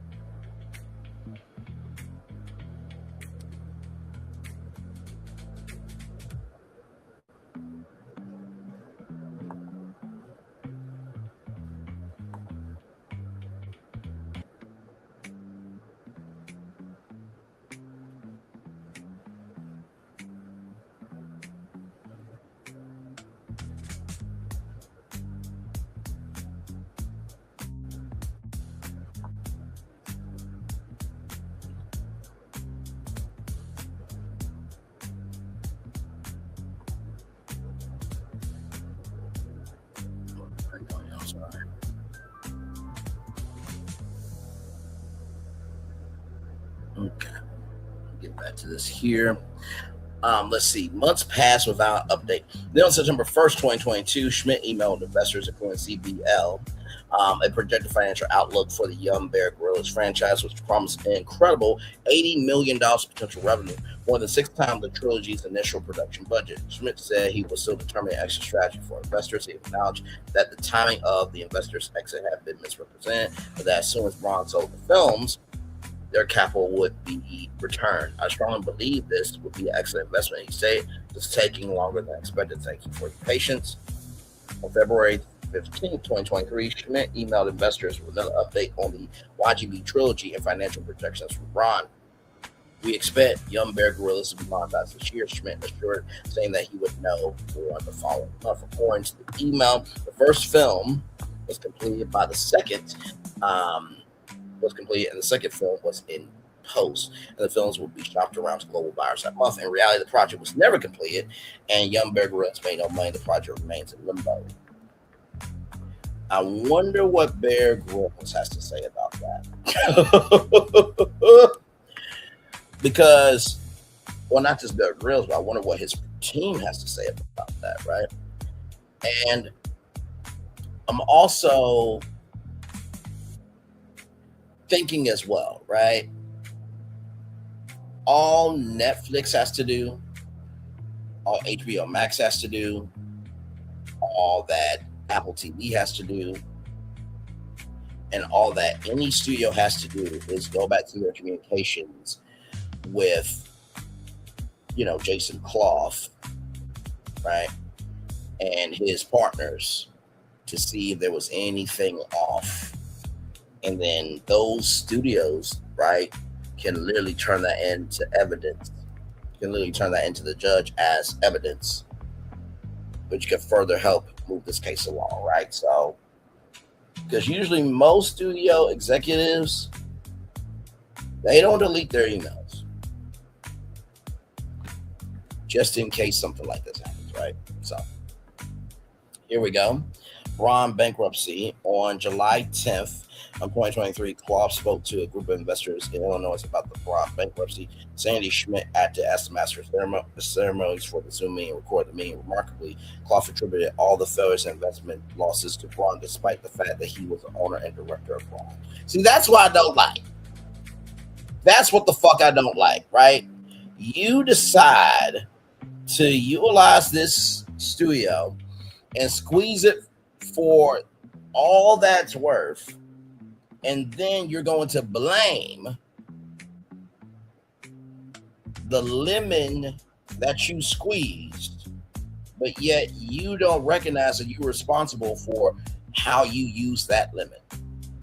That's some fucked up shit. Klopp said the cause of the bankruptcy was its financial mismanagement, and that we haven't worked with Ron in a year and a half.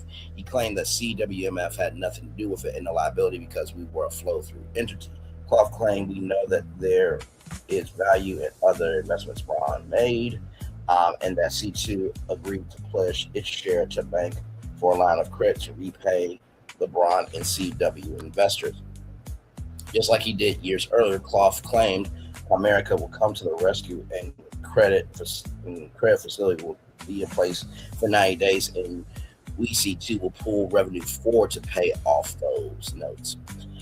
Klopp boldly claimed that CW Braun investors will be paid as soon as possible based on C2's investment in Mission Impossible.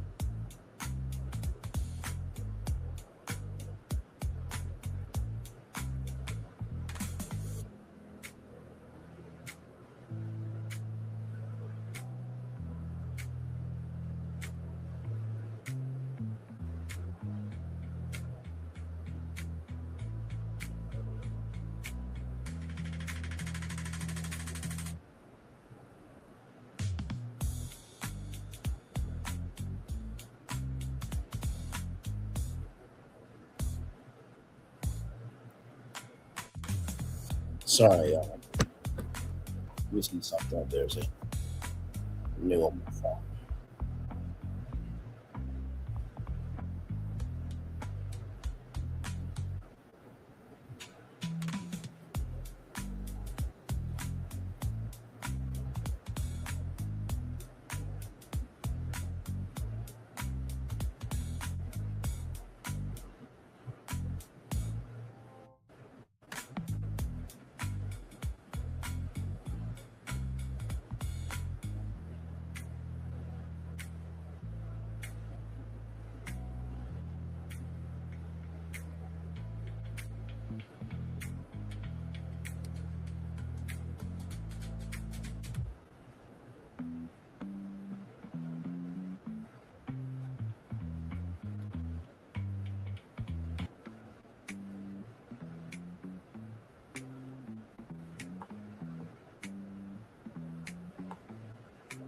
Sorry, y'all.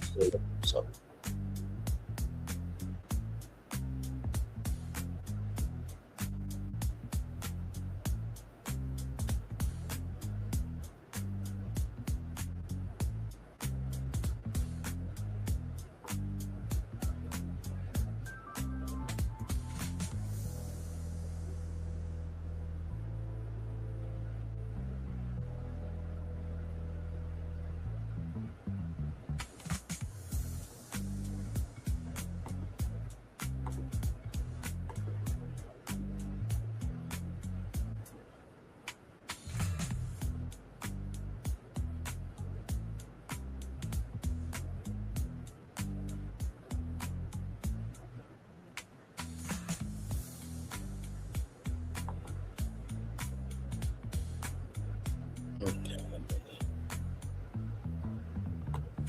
Let me keep going here.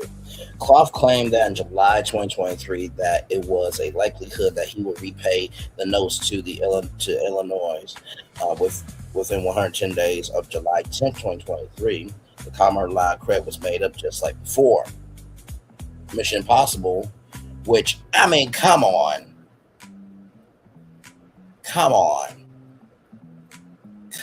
like Mission Impossible with Tom Cruise. That's one of the biggest one of the most one of the biggest, most profitable movie franchises of all time, right?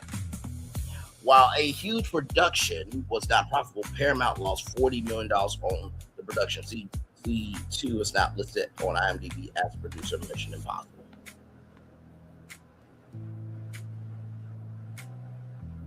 So, wait a minute.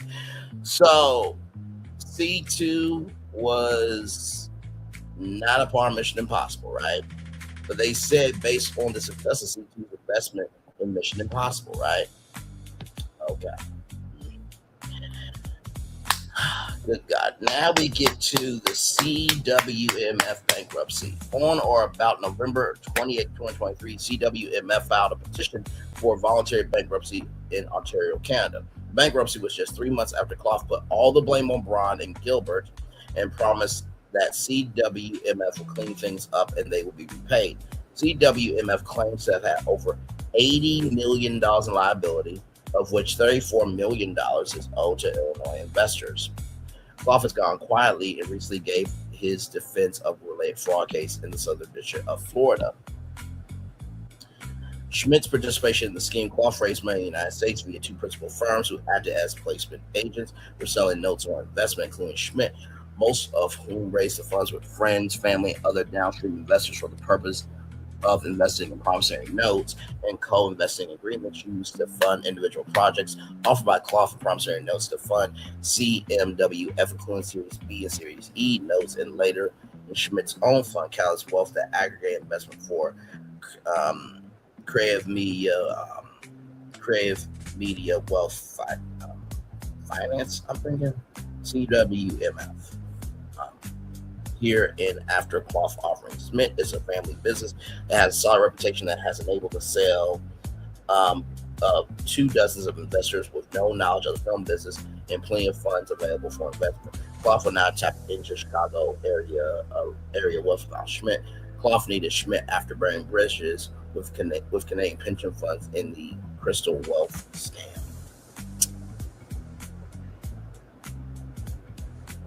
So you blame Braun, right? A Canadian company that worked in the United States.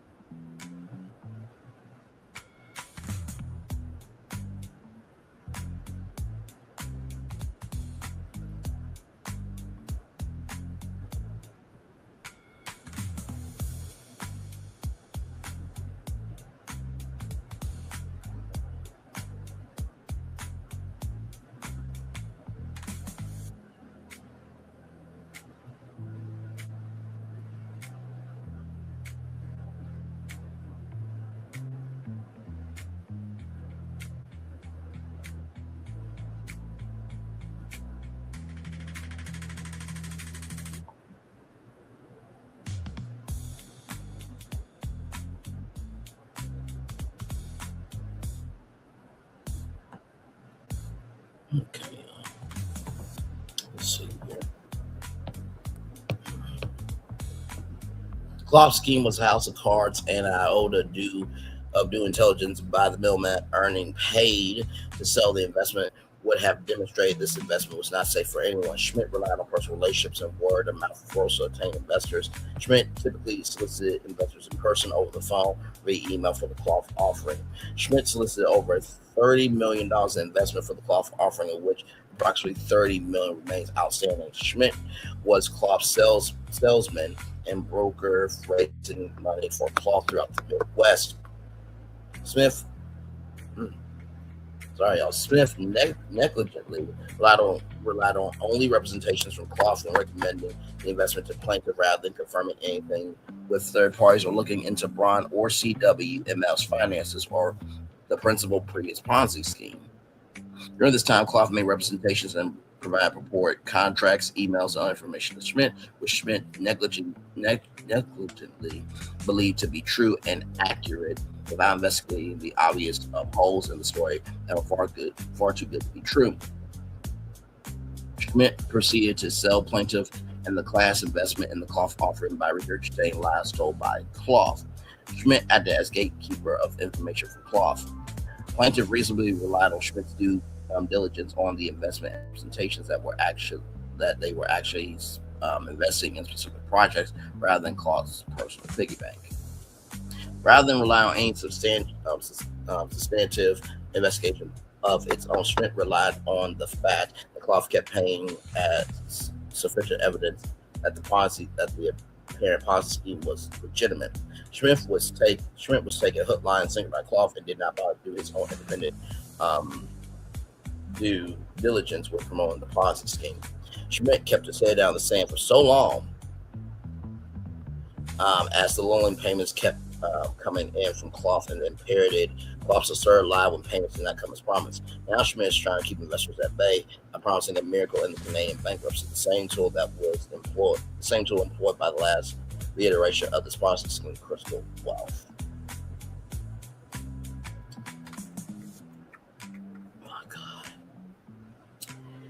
It's really amazing to me that people can be out here doing as much as they want to do, right? And I know what people are going to say. Ray, this has nothing to do with race. We all damn well know, right? If a black person were to do a fifth, quarter, or a half of this, right, that it would be a different outcome. For example, Diddy. We do know that Diddy utilized his own company to be able to get away with hurting you, right? And so this has the same energy, doesn't have those same allegations that Diddy has. But you see where I'm going here, right? To blame LeBron Studios for the failure of all of this, even though you were a part of Braun Studios, and then because you fucked up in Canada, you're going to use American, and this is no racism at all, no globalism, or being a globalist, you know what I mean? I don't like Canada, I don't like that. Stop it. Follow the bouncing ball.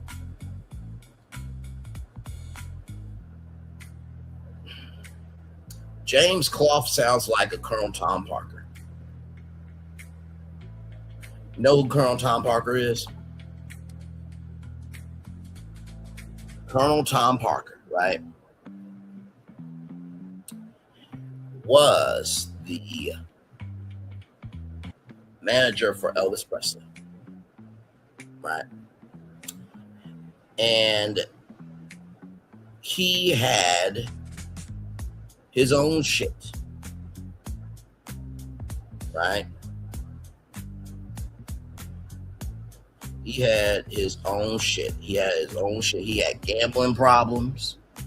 He had out of the country problems, right? So if he went to another country, he was going to be in trouble because he committed some crimes over there. And so what Colonel Tom Parker did was he had, because Elvis wanted to go around the world. Like everybody around the world loved Elvis. So what Colonel Tom Parker did was, hey, we need to do it from Hawaii and then broadcast it to the world on pay-per-view. and he's being seen around the world. But that is not the same thing as being able to be on the ground in Japan, be on the ground in Africa, be on the ground in Dubai and perform. That is not the same thing. That's not the same thing. That is not the same thing.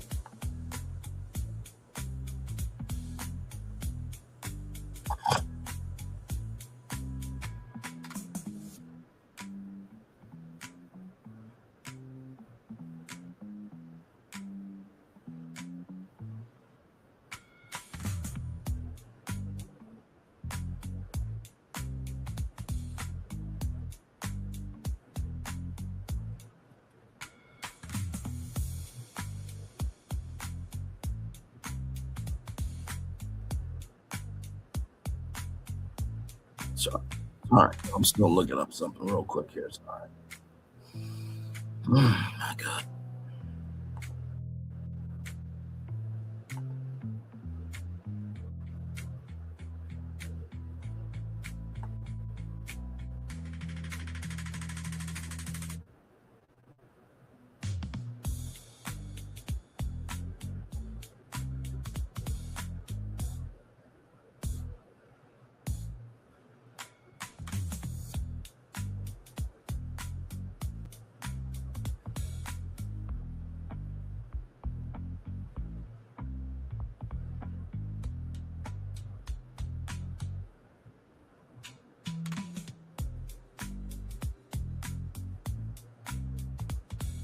All right, y'all, I'm still.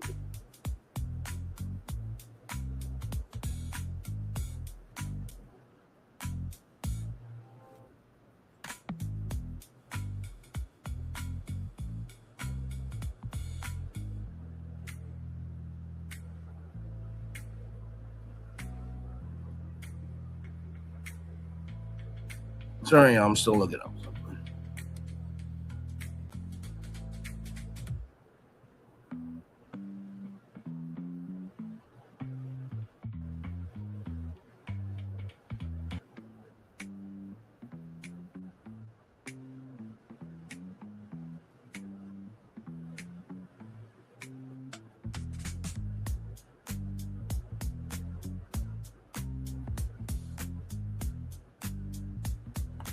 Okay. Let's keep reading here, y'all. Sorry. Schmidt's duty to plaintiff and class. The cloth offerings were structured as a co-investment in various film projects. For all intents and purposes, Schmidt was acting as a placement agent or broker for cloth and paid to make the sales. Plaintiff reasonably relied on Sandy Schmidt's representations and due diligence into cloth because he was a investment advisor, a CPF, a certified financial planner, an international board certified financial planners, CHFC, chartered financial consultant, CLU, chartered life underwriter, and has FINRA Series 6, 63, 65, and 22 series registration. Jordan was the primary contact with plaintiff and was previously acquainted with her son. Jordan is a registered broker and passed a FINRA 63 Series 63 examination. Ethan claims he created the catalyst wealth division of SAS. That's Ethan Schmidt there. So that is the son of the Daddy Schmidt, rather. Ethan's a registered broker and investment advisor that passes Series 66 and Series 7 examinations. Brokers such as Smith who sell private placements to retail customers for a commission, such as Smith, are required to register with the Financial Industry Regulatory Authority, or FINRA. FINRA regulate broker trader firms like Schmidt and the registered representatives, stockbrokers, and promulgates rules and regulations that brokerage firms and registered representatives must adhere to. Placement agent, or at least a part acting in that role, such as Smith, is required to perform reasonable due diligence on a private placement prior to offering it or sell to its customers pursuant to FINRA Rule 2111.05. FIN RA regulatory notice rather 10 through 22, NASD notice members 03 through 71, NSAD notice members 50526, 17 CFR 240.151-1B1. My God, this is a lot.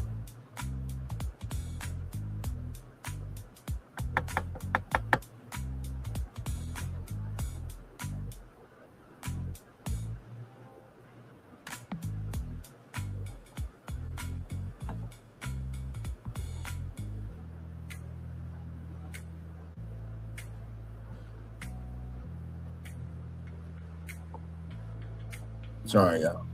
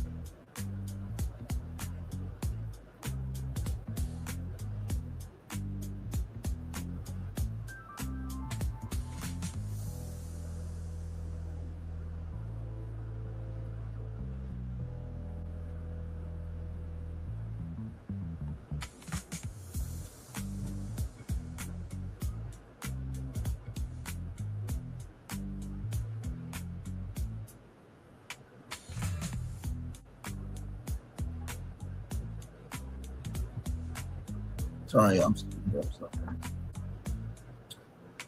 Oh my God. In the words of Emily from The Devil Wears Prada 2, idiots like Ticket TV never cease. Idiots like Jason Clough also never cease. Let's continue on.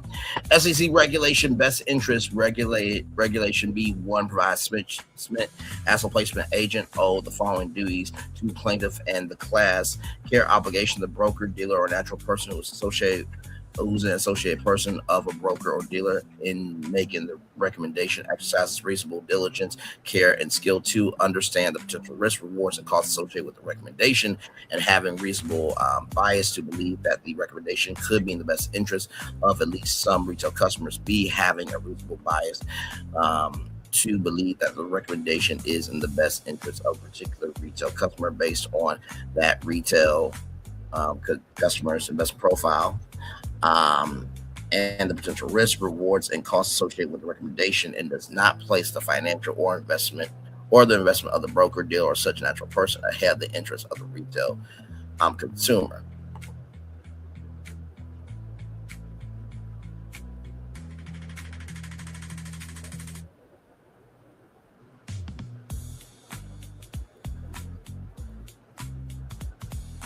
Sorry, y'all.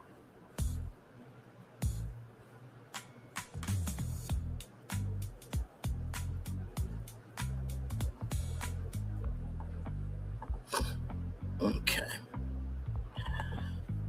So let's see here. Have a reasonable bias to believe that Sears recommended transactions, even if in the retail customer's best interest. When reviewed, the isolation is not excessive in the retail customer's best interest when taken together in light of the retail customer's investment profile, and does not place the financial or other interests of the broker, dealer, or such natural person making the serious recommendations ahead of the interests of the retail customer, right?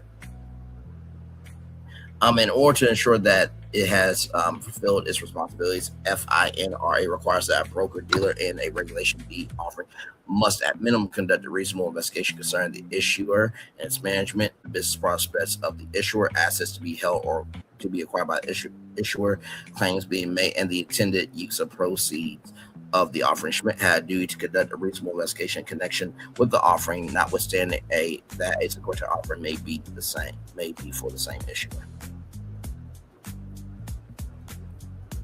So also, two, a reasonable investigation of Clough and its history by Schmidt would have included as set forth in FIN RA regulatory notice 1022 and security industry standards examining historical financial statements of cloth with particular focus, if available, on financial statements that have been audited by independent certified public accountant or CPA and auditor letters to management, looking for any trends related to cloth financial statements, contacting customers and suppliers regarding their dealings with cloth, reviewing cloth's contracts, leases, and financing arrangement, inquiring about cloth's past security offerings and the degree of their success, and inquiring about the length of time that cloth had been in business and where the focus of its business was expected to change. See why I told y'all about making sure, right, that you want to be fully coherent in the fact that if something is not right, you do a full investigation. And that's the thing. They utilize the same message of like, hey, it's coming, but they didn't give any updates on any of the money amounts that were going to be paid to them. You got different companies that are basically different storehouses to hide money, but yet they only give enough to make it look like the company is doing well, withholding full payment. So we won't pay you enough, shut you up, but we're not going to actually fulfill our obligations. That's what I'm saying here.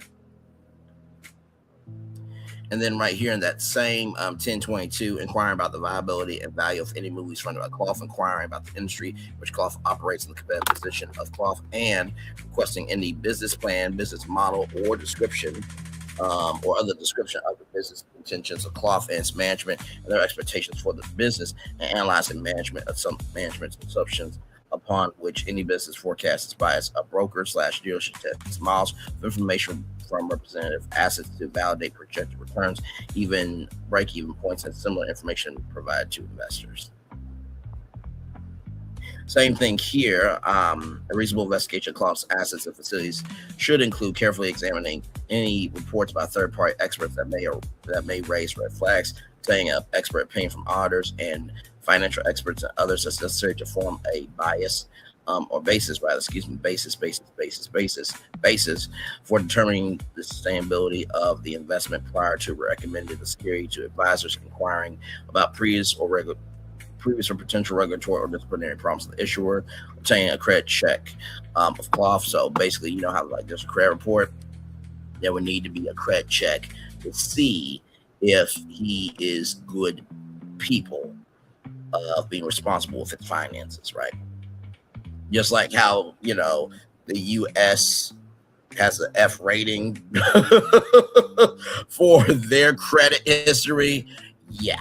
Making reasonable inquiries concerning the issuer's management. Memorandum should have inquired about such issues as the expertise of management for the issuer's business and the extent to which management has changed or expected to change, inquiring about the forms and management and amount of management compensation, who determines the compensation, and to the extent which the forms of compensation could present serious conflicts of interest. A party acting as a broker dealer might make similar inquiries concerning the qualifications and integrity of any board directors or similar body of the issue, and inquiring about the length of business that the issuer has been in business, whether the focus of its business is expected to change.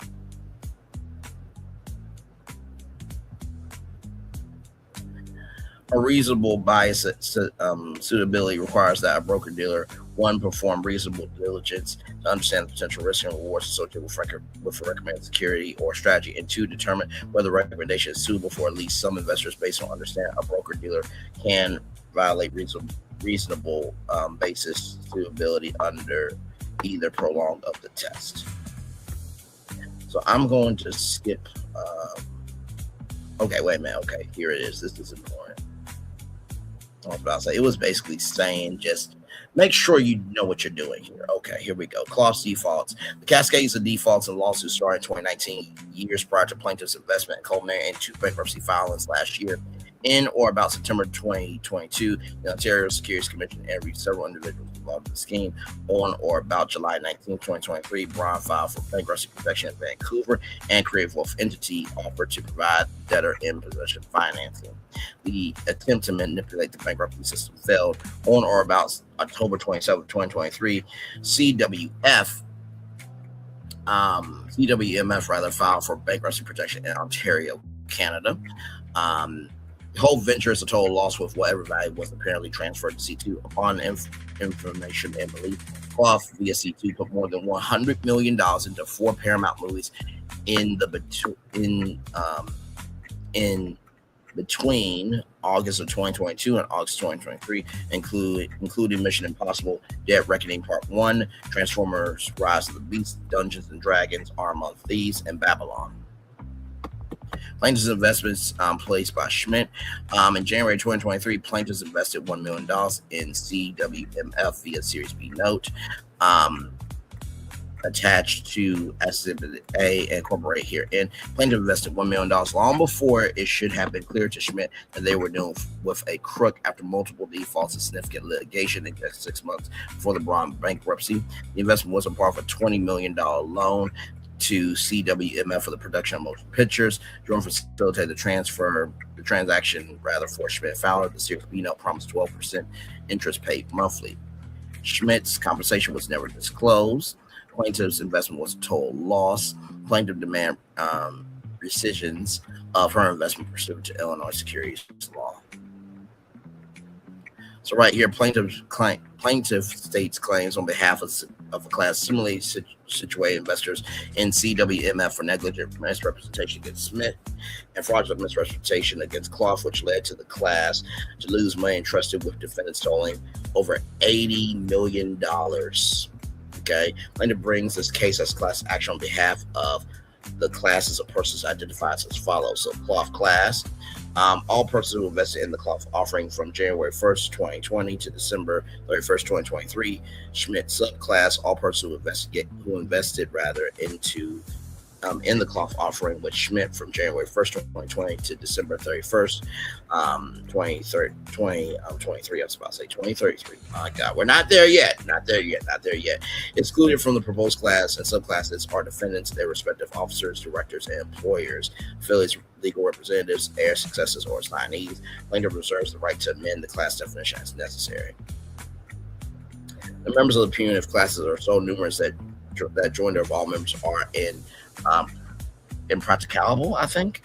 Questions of fact and law as to all punitive class members predominate over any questions affecting any individual member of the punitive class, including but not limited to whether defendant Schmidt was owed a extra contractual duty of ordinary care to class members, whether defendant Schmidt breached its duty of ordinary care to class members, whether defendant Schmidt negligently misrepresented the facts of their investing in the Clough offering to class members, whether defendant Schmidt was unjustly enriched, whether defendant Clough violated the Illinois security law, whether defendant Clough fraudulently induced class members to invest, and whether defendant Clough was unjustly enriched.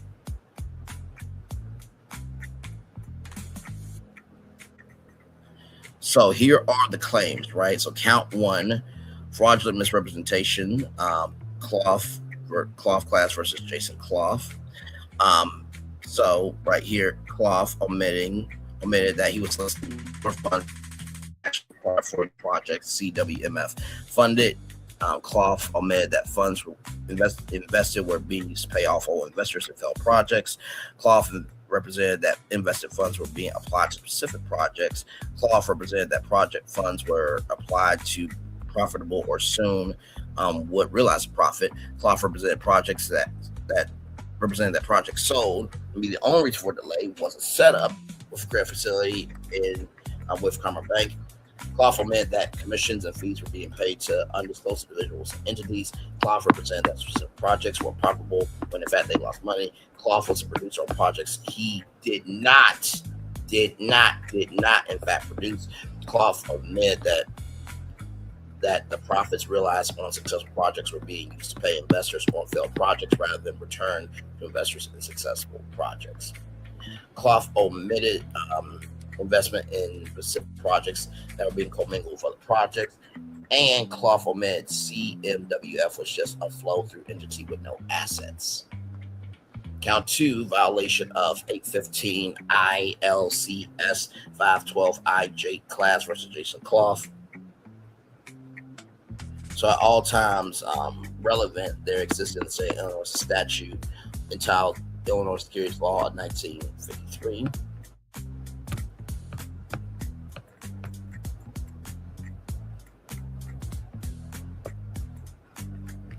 Just trying to see right here.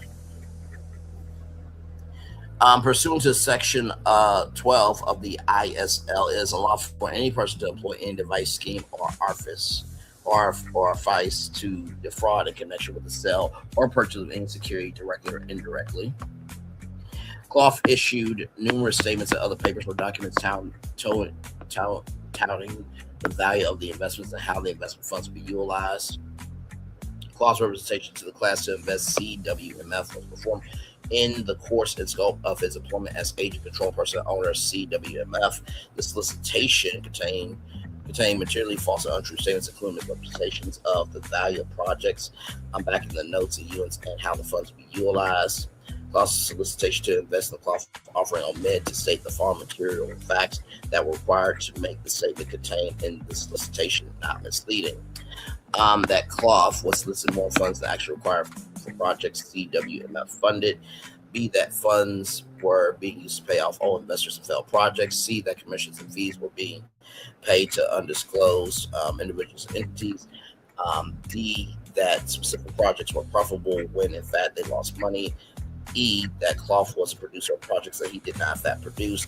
F, that the profits realized on successful projects were being used to pay investors on failed projects rather than return to investors in successful projects. G, that investment in specific projects were being commingled with other projects. That CMWF was just a flow-through entity with no assets, and Clough laboring under numerous conflicting interests. That fees were paid to undisclosed entities controlled by Clough.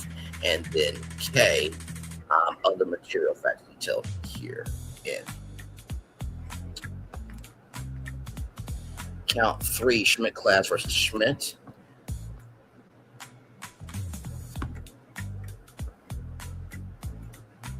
Right here is unlawful for any person to obtain money or property through the sale of securities by means of any untrue statement of a material fact or admission to state a material fact necessary in order to make the statements made in light of circumstances under which they remain not misleading. Sandy, Ethan, and Jordan were each controlled persons of SAS at all relevant times and directly participate in soliciting investors via text, email, and Zoom meetings. Schmidt issued numerous statements and other papers or documents touting the value of the investments and how the invested funds will be utilized. The solicitation contained materially false and untrue statements, including misrepresentations of the value of the projects back in the notes and units and how the funds will be utilized. Smith's solicitation to invest in the Clough offering omitted to state the following material facts that were required to make the same contained in the solicitation, not misleading. That Clough was soliciting more funds. Basically, these are the same things here, right? That I read the first time. Right here, that Clough was laboring under numerous conflicting interests. Now, that is a new one.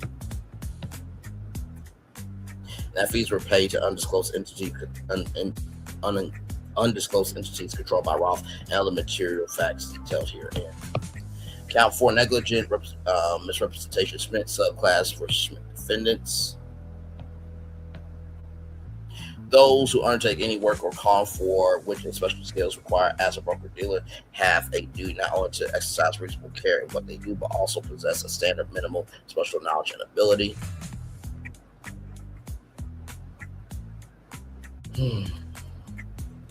At all times relevant to this action, Schmidt had knowledge of or reasonable grounds to believe the existence of facts by reason of which their liability under this count is alleged to exist. With this knowledge, Schmidt made material omissions of the fact with respect to the offer and sale of the Clough offering in each of its forms.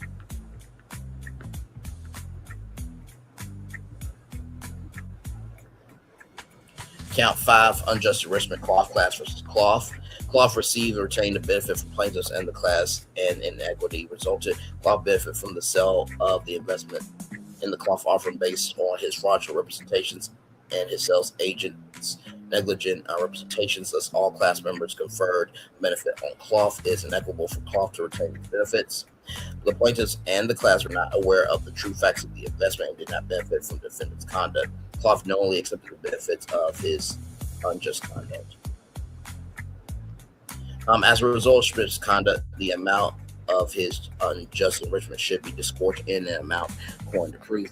Count 6, I believe. Unjust enrichment, Schmidt subclass for the Schmidt defendants. Schmidt received and retained a benefit from plaintiffs and the class, and inequity has resulted. Schmidt benefited from the sale of investment in the cloth offered based on cross-fraudulent representations and their own negligent representations. Schmidt not only accepted the benefits of their unjust conduct. As a result of Schmidt's conduct, the amount of his unjust enrichment should be disgorged in an amount according to proof. I think this is count 7 right here. C2 has information essential to determination who should be properly named as additional defendants in this action. Okay. The plaintiff in any civil action may designate respondents in discovery in his or her pleading. Those individuals or entities other than the named defendants believed by plaintiff to have information essential to the determination of who should properly be named as additional defendants in the action. Persons or entities so named as respondents in discovery shall be required to respond to discovery by the plaintiff in the same manner as are defendants, and may, on motion of the plaintiff, be added as defendants if the evidence discloses the existence of probable cause for such action. A person or entity named a respondent in discovery may, upon his or her own motion, made a defendant of the action in which the case of provision of the section are no longer applicable to that person.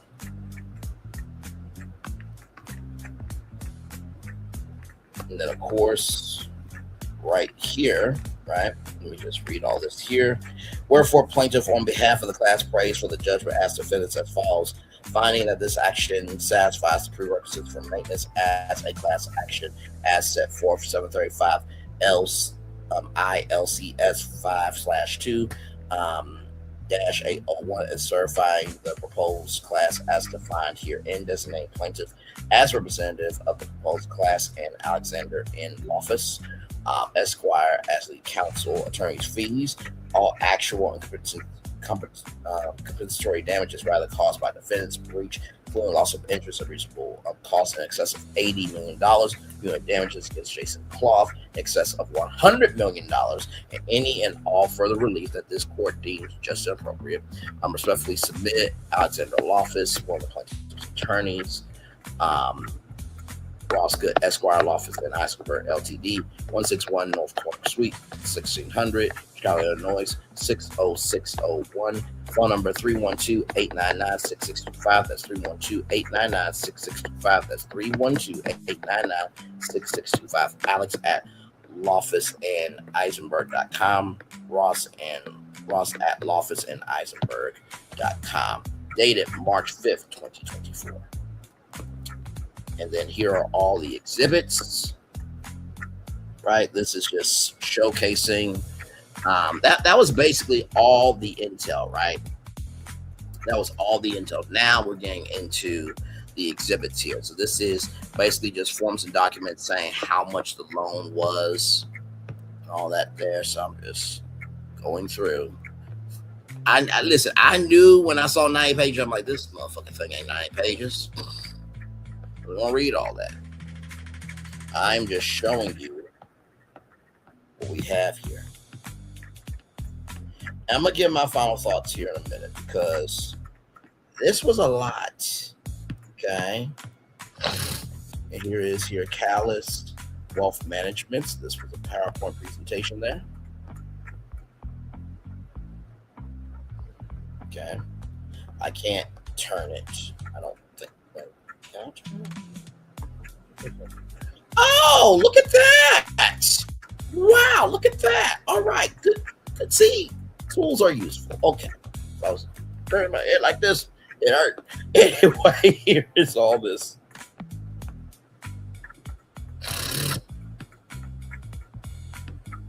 Y'all, this is public information. I have not done anything wrong to anybody, okay? All right, let's get this straight. This is David Clough, all right? That is in this show. Creative Wealth Media is charged with this.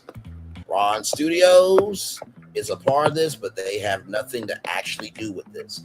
This is more of David Clough utilizing Braun Studios and placing the blame on Braun and leaving them in the fucking dust. Because I bet you this, he wouldn't pull this off at Disney. He wouldn't pull this off at Warner Brothers. He wouldn't pull this off at Paramount Skydance. I mean, even David Ellison and Larry Ellison, who undersigned it, who are connected to the president, they're racist, but they don't want to lose money either. Driving Force and Studio, independent production produced and are financed motion pictures alongside Warner Brothers, Sony, MGM, Paramount, A24, Universal, Lionsgate. Ron Digital is a state-of-the-art virtual production service company. Creative Wealth Media specializes in financing solutions for studio and distributors of film entertainment. 50 years of combined media, entertainment, and investment experience. More than $750 million in financing for approximately 60 motion pictures since 2010. And then right here, this is Braun Studio, past, present, and future. I don't think I'll be able to really get into that. See, yep, the item was deleted. That's why I thought. Okay. Just clicking each link just to see. Yep, that was deleted. I guess this was deleted too.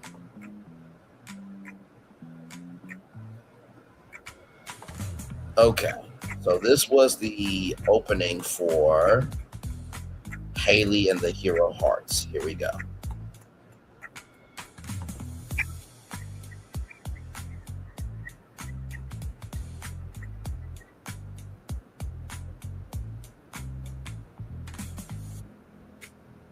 Oh, this looked like it was going to be a good show for girls. That's what's up.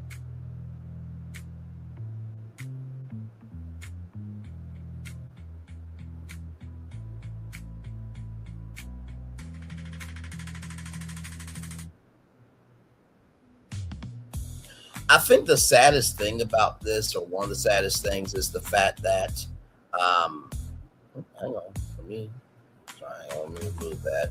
Sorry, y'all, let me stop sharing screen. Let's do that again. All right, let's try this again. Haley and the Hero Hearts. Haley.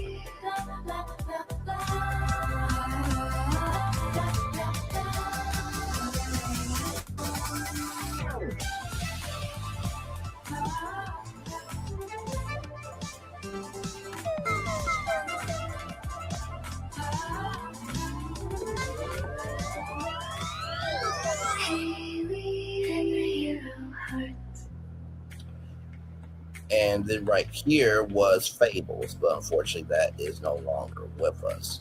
Like I said, I think one of the saddest things is the future work that could have been done by Braun Studios and all the projects that never got to see the light of day, and the staff and the crews that worked tirelessly to bring this thing forth. That's the fucking thing that pisses me off about this the most. See Joker right there, has made movies into Ultimate Gear Play.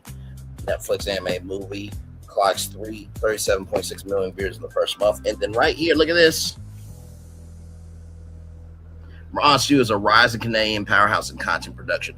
Who's to say that David didn't like the success of Braun Studios, and so because he didn't like Braun Studios, he said, well, if I utilize Braun Studios for all that's worth and then blame them for it and then try to get away with it, then maybe, just maybe, I could buy Braun Studios and make my own studio.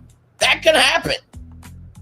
We just talked about that with the Hollywood Foreign Press Association you know, and Penske Media, with Penske Media trying to reduce the value of that organization and the Golden Globes to buy it. So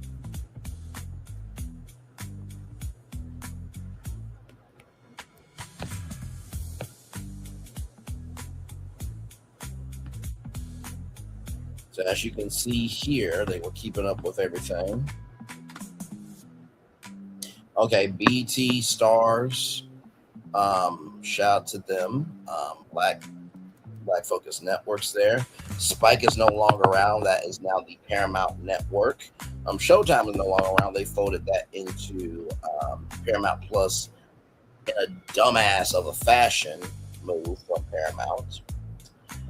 So you have the process here: plenary chair, due diligence review, film committee, executive review, fund review, closing process. Then here is, now this is like business behind the scenes, right? So just showing that there. I'm just showing all the exhibits, y'all. That was what, 41 pages, essentially.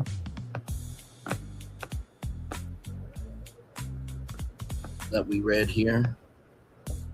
Showcasing. So this is a project right here. Fables. So that was that project, Fables. Fables is a collection of the timeless stories we've told for centuries, repurposed in a fresh and exciting way. These are the stories for which we find ourselves for which we ourselves have learned life's important lessons. Slow and steady wins the race. Kindness is never wasted. Liars are not believed, even when they speak the truth. Well, that depends on if you're being an asshole like Ticket TV. Then at that point, we just call you a waste of life that should have been swallowed by your mother, and we stump you out socially. Somebody said that Ticket TV's channel was another Uncle Tatum channel. They were unsubscribing. See, it's one thing if one person's saying on you, but when other people are fighting back with you, it's usually on you, motherfucker. Same thing happened to Milagro Grams and Toss Away K, and Always a Loser, and Whisper. But hey, the idiots are getting through the door, and the good people who try to do good can't even get to the door. It's a damn shame. Fucking damn shame at that. The stories, all the fables chosen for our series are from the public domain, but we attempted to add new life into traditional tales, expand on the original stories for further humor and character. We use the most notable fables toward the tortoise and the hare, the lion, the mouse, and the boy who cried wolf. And targeted talent. I see a lot of people here. Angelina Jolie, Jennifer Gardner, Julianne Moore, Charlize Theron, Jennifer Hudson, Michelle Obama, Gabrielle Union, Jennifer Lopez, Salma Hayek, Halle Berry, Jessica Biel, Viola Davis, Gossamer here, Braun Digital Production. This looks something really cool. 8-episode, 30-minute digital anime series. So that's what they mean by a half. So one half is 30 minutes. If it was 60 minutes, it would have been 860. That's that media brain going there. Let's see here. Written by two-time Newbery winner Lois Lowry, the Giver Quartet, number of stars. Gossamer takes children and adults alike on a journey of the mind's imagination. Gossamer Lowry touches on themes such as loneliness, forgiveness, trust, and hope. This would have been amazing. One of her more daring novels, this is the first time the critically acclaimed book will be adapted to the screen. The novel has elements of both family and realism, which will allow for a visual and inventive world to play across screen. Braun recently premiered his anime feature Willoughby on Netflix based on the book by Lois Lowry. Shout out to Gossamer and Lois Lowry. Shout out to Fables as well. And here is casting underway. Hunter Safer, Euphoria, or Aquafina, Ocean 8, Crazy Rich Asians, The Farewell as Will, Rich as Bertiano, James Gordon, Trolls, Peter Rabbit, Into the Woods, and then as Mo, RuPaul, The Simpsons, Joe Dogs, and BoJack Horseman. Bubbles Hotel, here is this here. Let from Epic Story Media. By the way, this confidential information of Epic Story Media, no representation or warranty is made by Epic Inc. or managers with respect to information contained herein, right? So just want to say it's not confidential anymore because this is a publicly available document. So just want to just say that. Okay, all right. So right here, created by Nara High, Rainbow Ruby, Bubbles Hotels, a magical resort where every guest can explore the unique passion with the help of a bubbly hotel extraordinaire who's always there to save the day. Bubble and her staff welcome new guests to their room and help them live out their fantastical adventure. Target girls 4 to 8 years old. In production, 52 episodes, 11 minutes, 9 minutes, and 2 minutes. What is Bubbles Hotel all about? Bubbles' mission is to help her guests discover and become the ultimate version of who they really want to be. Bubble always discovers a little part of herself in the process. Bubbles Hotel makes energetic innocence a new fun attitude for girls of all ages, a new attitude for girls. Think Hello Kitty meets K-Park without the snark. But then Haley and the Hero Hearts, which we got to see that beautiful intro there for that. Right here, Kevin Moore. Mower Meta Story. Kevin is an experienced and proven creator with a rich breadth of experience and a deep passion for creating stories for kids and all family that are mission driven. He's a Gemini and a 2-time Emmy Award winning show creator and also the holder of multiple play patents. He founded Hasbro's entertainment division, putting Hasbro on the path to content success while running Hasbro's worldwide research and development group.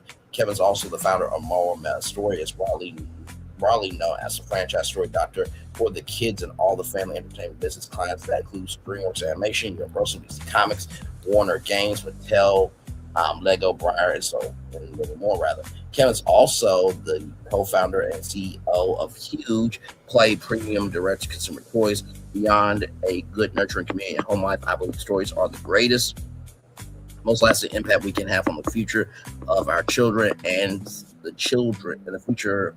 Our children will shape for us all. As creators, we need to be inspired by the rapidly evolving ideas, community, and possibilities of our world that will bring inspiration to our children, inventive ways that reach into the moments they are living in and give them the tools to explore themselves and become better human beings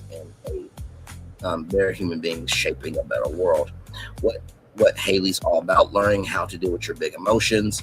I think Ticket TV could use this show, but yet he doesn't give a fuck about a black kid being dead, and he doesn't want us to judge white people, those boys in Bart, for not deleting people, but yet he got big mad Officer Tatum from holding back evidence from other people, and he got big mad at me because I called him out on his shit tonight.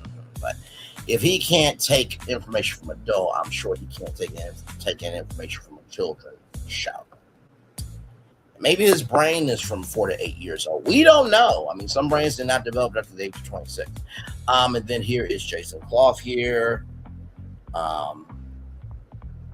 This is his resume here.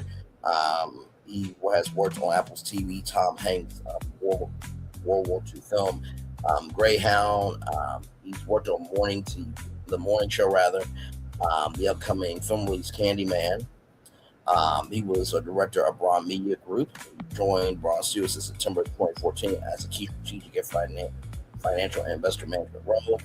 He has executive produced more than 77 feature films with producer Braun Studios along the way, raising excess of $750 million for the film industry. Then, of course, he worked on Fences. Okay.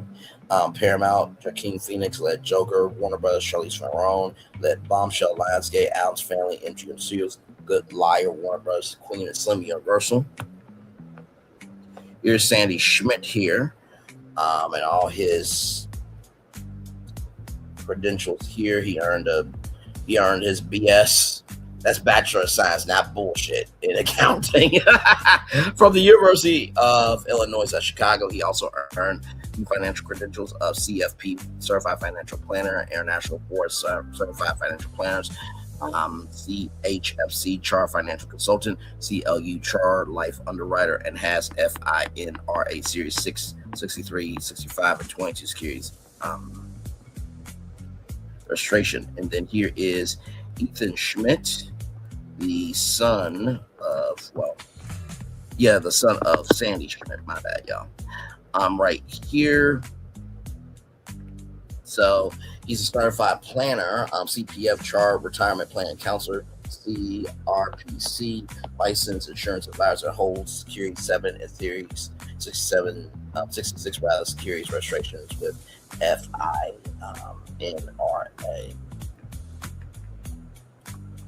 And of course, Sanford Schmidt and Ethan Schmidt, that is their emails and phone numbers. I'm not doxing. We got through all of that, ladies and gentlemen, in 2 hours, 29 minutes, and 52 seconds. I didn't know if I could do all that. I thought I was going to have to read 90 pages, but yeah, for the fact that it's 41 pages. I got to tell you something. What a time to be alive, right? To be ahead of the culture, as we often do around here. I truly believe that that's an open and shut case. To take money that was for not just films, not just TV, but also to help children out, you a fucking piece of shit. You also are a fucking piece of shit for screwing for Bronze Studios. And I'm sorry to the staff, the crew, the C-suite. Y'all did not deserve that. Now, I don't know if this was the thing that made Bronze Studios fall, but if it was, I believe that Jason Clough deserves to pay back Bronze Studios every fucking thing they deserve. And I believe Bronze Studios' name should be back. One moment does not define you, although it can in some circumstances. Once again, Ticket TV being a dumbass, piece of shit bastard, Officer Tatum, always a loser, DL Whisper, Malago Grams, Toss Away K, all right, and many others. Sometimes you really want to be in the industry, but then when you see a lawsuit like this, it really makes you think like, nah, I'm good. But also, too, this is why you have your own platform. So when you finally get in the industry, you can never be fired because you did the work to always be employed for yourself. We'll take a commercial break. We'll be back right after this. We are live on tour. Like, comment, share, subscribe. We'll be back right after this. Roll it, everybody.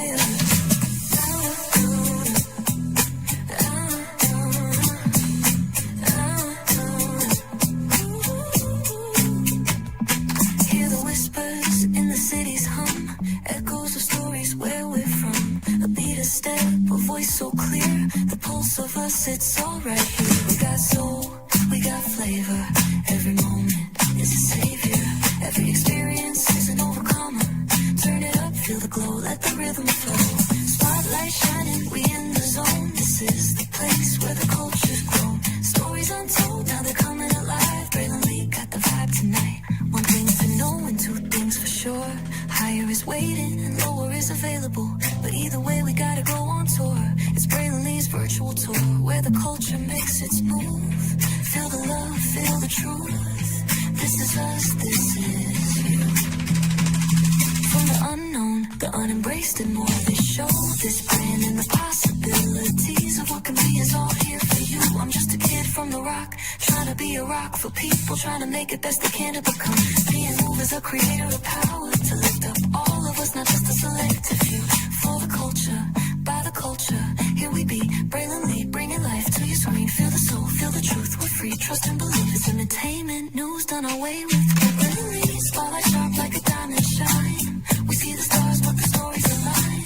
Deep in the soul where the heart beats fine. The pulse of the people redefining time. Just a pro tip, people have to earn the right to hear your story, but in addition to that, people have to earn the responsibility to be a part of it. Just because we are not seen by everybody doesn't mean we are not been seen by who needs to see us. Noise equals attention and sound equals purpose. Anybody can be a creator, but it takes a somebody to be an artist.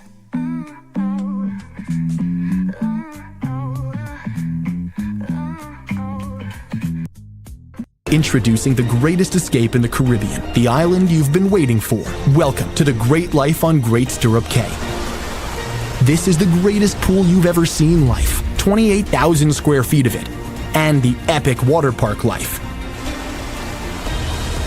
It's where you can truly experience the whoa life and the floating through paradise life.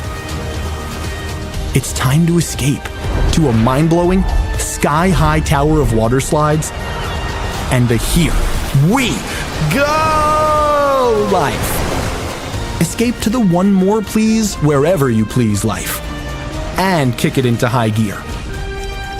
Escape to where you can kick back and relax. The great life is waiting. Escape to the incredible new Great Stirrup Cay, only with Norwegian Cruise Line.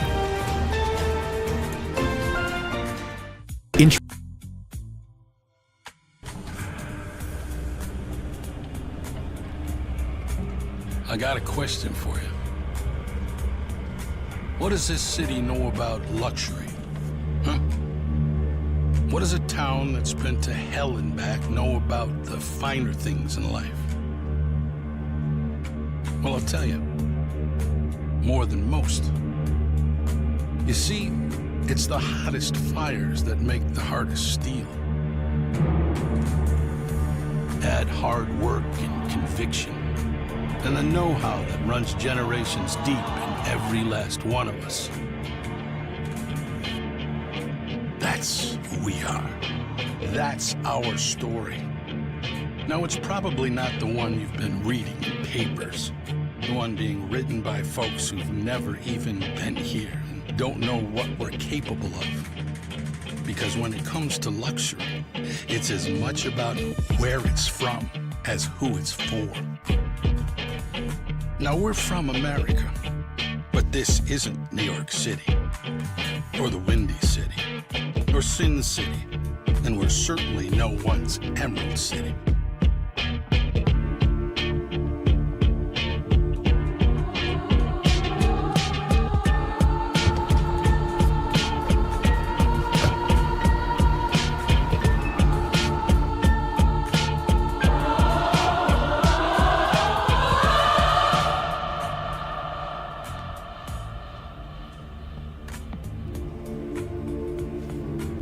This is the Motor City, and this is what we do.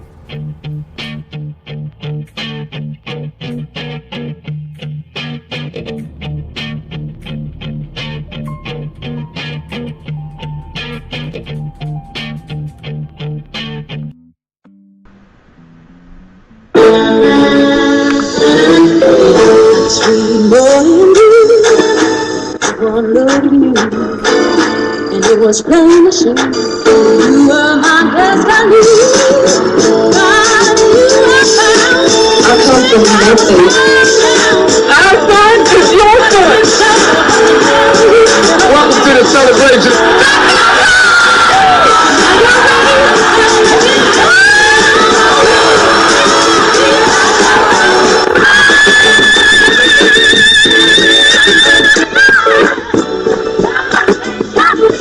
we always got.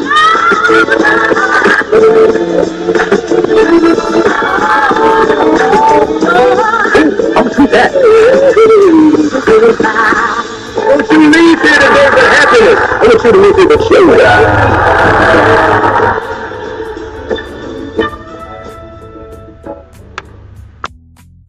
Power 923 Jams and the Arkansas Minority Health Commission encourages you to take the COVID-19 vaccine to help keep you and your loved ones safe. Involved in our community, the People Station, Power 923 Jams. KIPR Pine Bluff, Little Rock, KFOG, Little Rock, a Cumulus Media Station. And now, back to the jams. Hip-hop. Drake. Girls want girls where I'm from.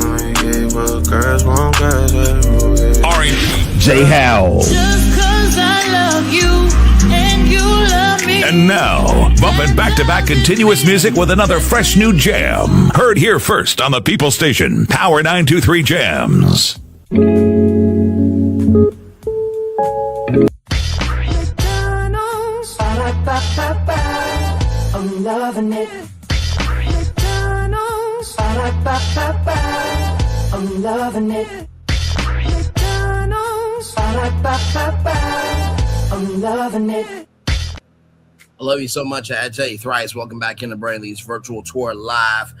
You know, like I said before, I didn't know what this platform was going to be about.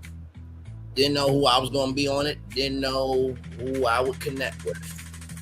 But what a joy, a thrill, and a privilege it is to be able to bring you stories that, quite frankly, you won't see on mainstream media. Do you think you're going to see this story that I talked about on mainstream media? You probably won't. There's a couple of places, you know, KTLA, Associated Press, but like I'm talking about like Good Morning America Today, and forget CBS Morning Star. I got more juice than them. Okay, listen.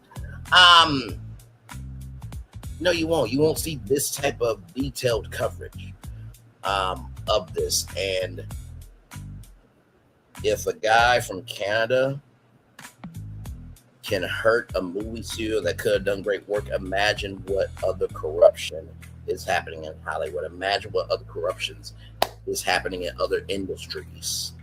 Somebody's trying to be a financier, they're making $1 out of 15 cents, but not giving you any of the money, right? They're trying to keep it all for themselves.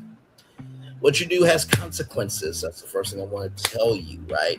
The second thing I will say to you is when you are responsible, understand the weight of it. And the third thing is not everybody is going to be successful in life, right? But you don't have the right to be disrespectful to the spaces that you honestly had a 99.9% chance of never stepping into. The least you can do is be respectful to people. So, that being said, y'all, sound for the best outro on YouTube. Know what you do and do what you know. Never say you want more special because you are always one of us. And trust, you may not be where you want to be, but by the end of it, you'll be where you need to be. Doing what you've been chosen to do, rather. Why is one thing to call yourself, is another to be chosen. One love, much love, all love. I have spent time with you. You have spent time with me. And hopefully, I spend time together. Rise, we're great together. And always remember what you're doing: radio, television, YouTube, living your best life, or just showcasing factual information. Just try and let people know, hey, listen, be careful of making sure that your voice doesn't get diluted for somebody else to make profit off of it. Make sure the replay is not just right for you watching, not just right for the but if you want to experience it again.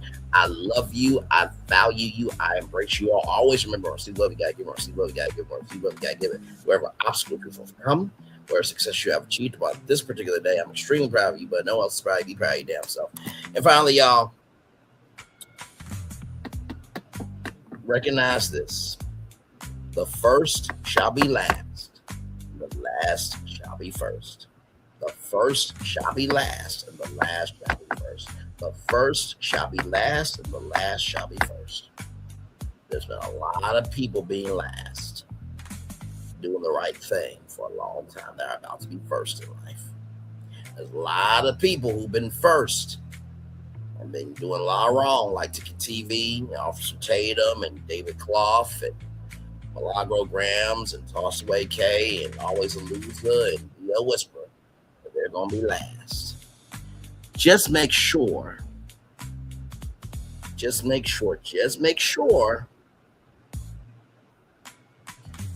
that when those people are last, and if anybody of their caliber tries to say anything of importance, we verify, we do our research, and we make sure that they are being accountable, because whatever we do not hold to the fire, we can get burned from it.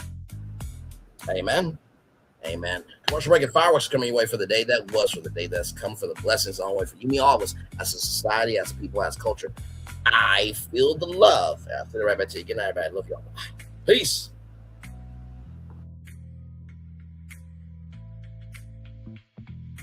I thought I should tell you, they've been talking about you. Yeah, they've been talking about you. They've been talking about the fact that they've done everything they could to stop you and everything they could to block you, but you still win. They've been talking about the fact that they have undermined your success and they have tried to sabotage your seasons, but you keep winning. They've been talking about the fact that even though they don't like each other, they get together to try to kill you, but you keep winning. They've been talking about the fact that you were voted least likely to succeed, but like cream, you keep rising to the top. They've been talking about how they tried to burn your world down, but like the phoenix, you rose from the ashes. They've been talking about you. And you know what they say? Oh, she's just lucky. He's just lucky. But no, you ain't lucky. You're anointed. You got something on you. You got favor on you. You got power on you. You were born to win. Now, they can call it luck, but it's grace. They can call it luck, but it's favor. But whatever they call it, it doesn't matter, because you know what God calls you? Do you know what God calls you? A winner. I thought I should tell you, they've been talking about you. Yeah, they've been talking about you. They've been talking about the fact that they've done everything they could to stop you and everything they could to block you, but you still win. They've been talking about the fact that they have undermined your success and they have tried to sabotage your seasons, but you keep winning. They've been talking about the fact that even though they don't like each other, they get together to try to kill you, but you keep winning. They've been talking about the fact that you were voted least likely to succeed, but like cream, you keep rising to the top. They've been talking about how they tried to burn your world down, but like the phoenix, you rose from the ashes. They've been talking about you. And you know what they say? Oh, she's just lucky. He's just lucky. But no, you ain't lucky. You're anointed. You got something on you. You got favor on you. You got power on you. You were born to win. Now, they can call it luck, but it's grace. They can call it luck, but it's favor. But whatever they call it, it doesn't matter, because you know what God calls you? Do you know what God calls you? A winner. I thought I should tell you, they've been talking about you. Yeah, they've been talking about you. They've been talking about the fact that they've done everything they could to stop you and everything they could to block you, but you still win. They've been talking about the fact that they have undermined your success and they have tried to sabotage your seasons, but you keep winning. They've been talking about the fact that even though they don't like each other, they get together to try to kill you, but you keep winning. They've been talking about the fact that you were voted least likely to succeed, but like cream, you keep rising to the top. They've been talking about how they tried to burn your world down, but like the phoenix, you rose from the ashes. They've been talking about you. And you know what they say? Oh, she's just lucky. He's just lucky. But no, you ain't lucky. You're anointed. You got something on you. You got favor on you. You got power on you. You were born to win. Now, they can call it luck, but it's grace. They can call it luck, but it's favor. But whatever they call it, it doesn't matter, because you know what God calls you? Do you know what God calls you? A winner. Good evening. My name is Mark Woodbury. I'm the chairman and CEO of Universal Destinations and Experiences. Well, we're finally here. Tomorrow we begin a new chapter at Universal Orlando Resort as we open Epic Universe. We built this place for you. I want to thank you, our fans, for your love of our stories, characters, and immersive experiences that inspired this incredible place.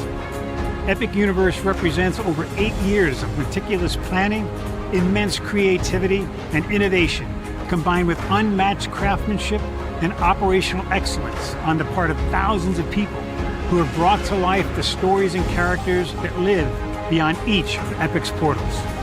But it represents so much more.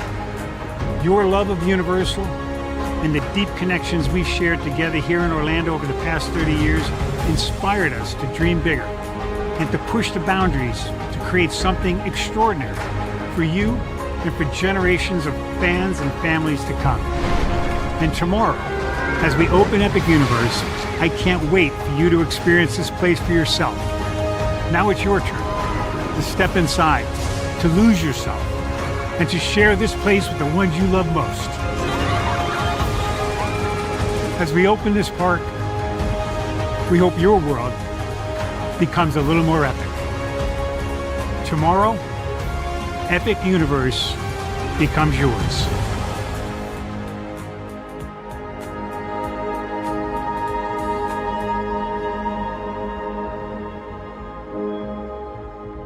Are video games getting too expensive? This episode, we want to find some common ground because the CEOs want to raise the price even more. Not with these broken ass games. $5 million. That's how much San Andreas costs to make. Is it their fault for selling or our fault for buying? Corporations claim all this stuff. Devs say otherwise. Sports gamers, cozy gamers, whatever you call the people who play Power Wash Simulator. I think it stings a little bit more because I'm spending my actual money and my mom is not. Imagine they get rid of all movie theaters and then charge you the same price to watch the same movie at home. That's like every streaming service. It doesn't have to be the longest of games, but am I having fun with it? This is Lex. I'm Ronell. Let's get right into it.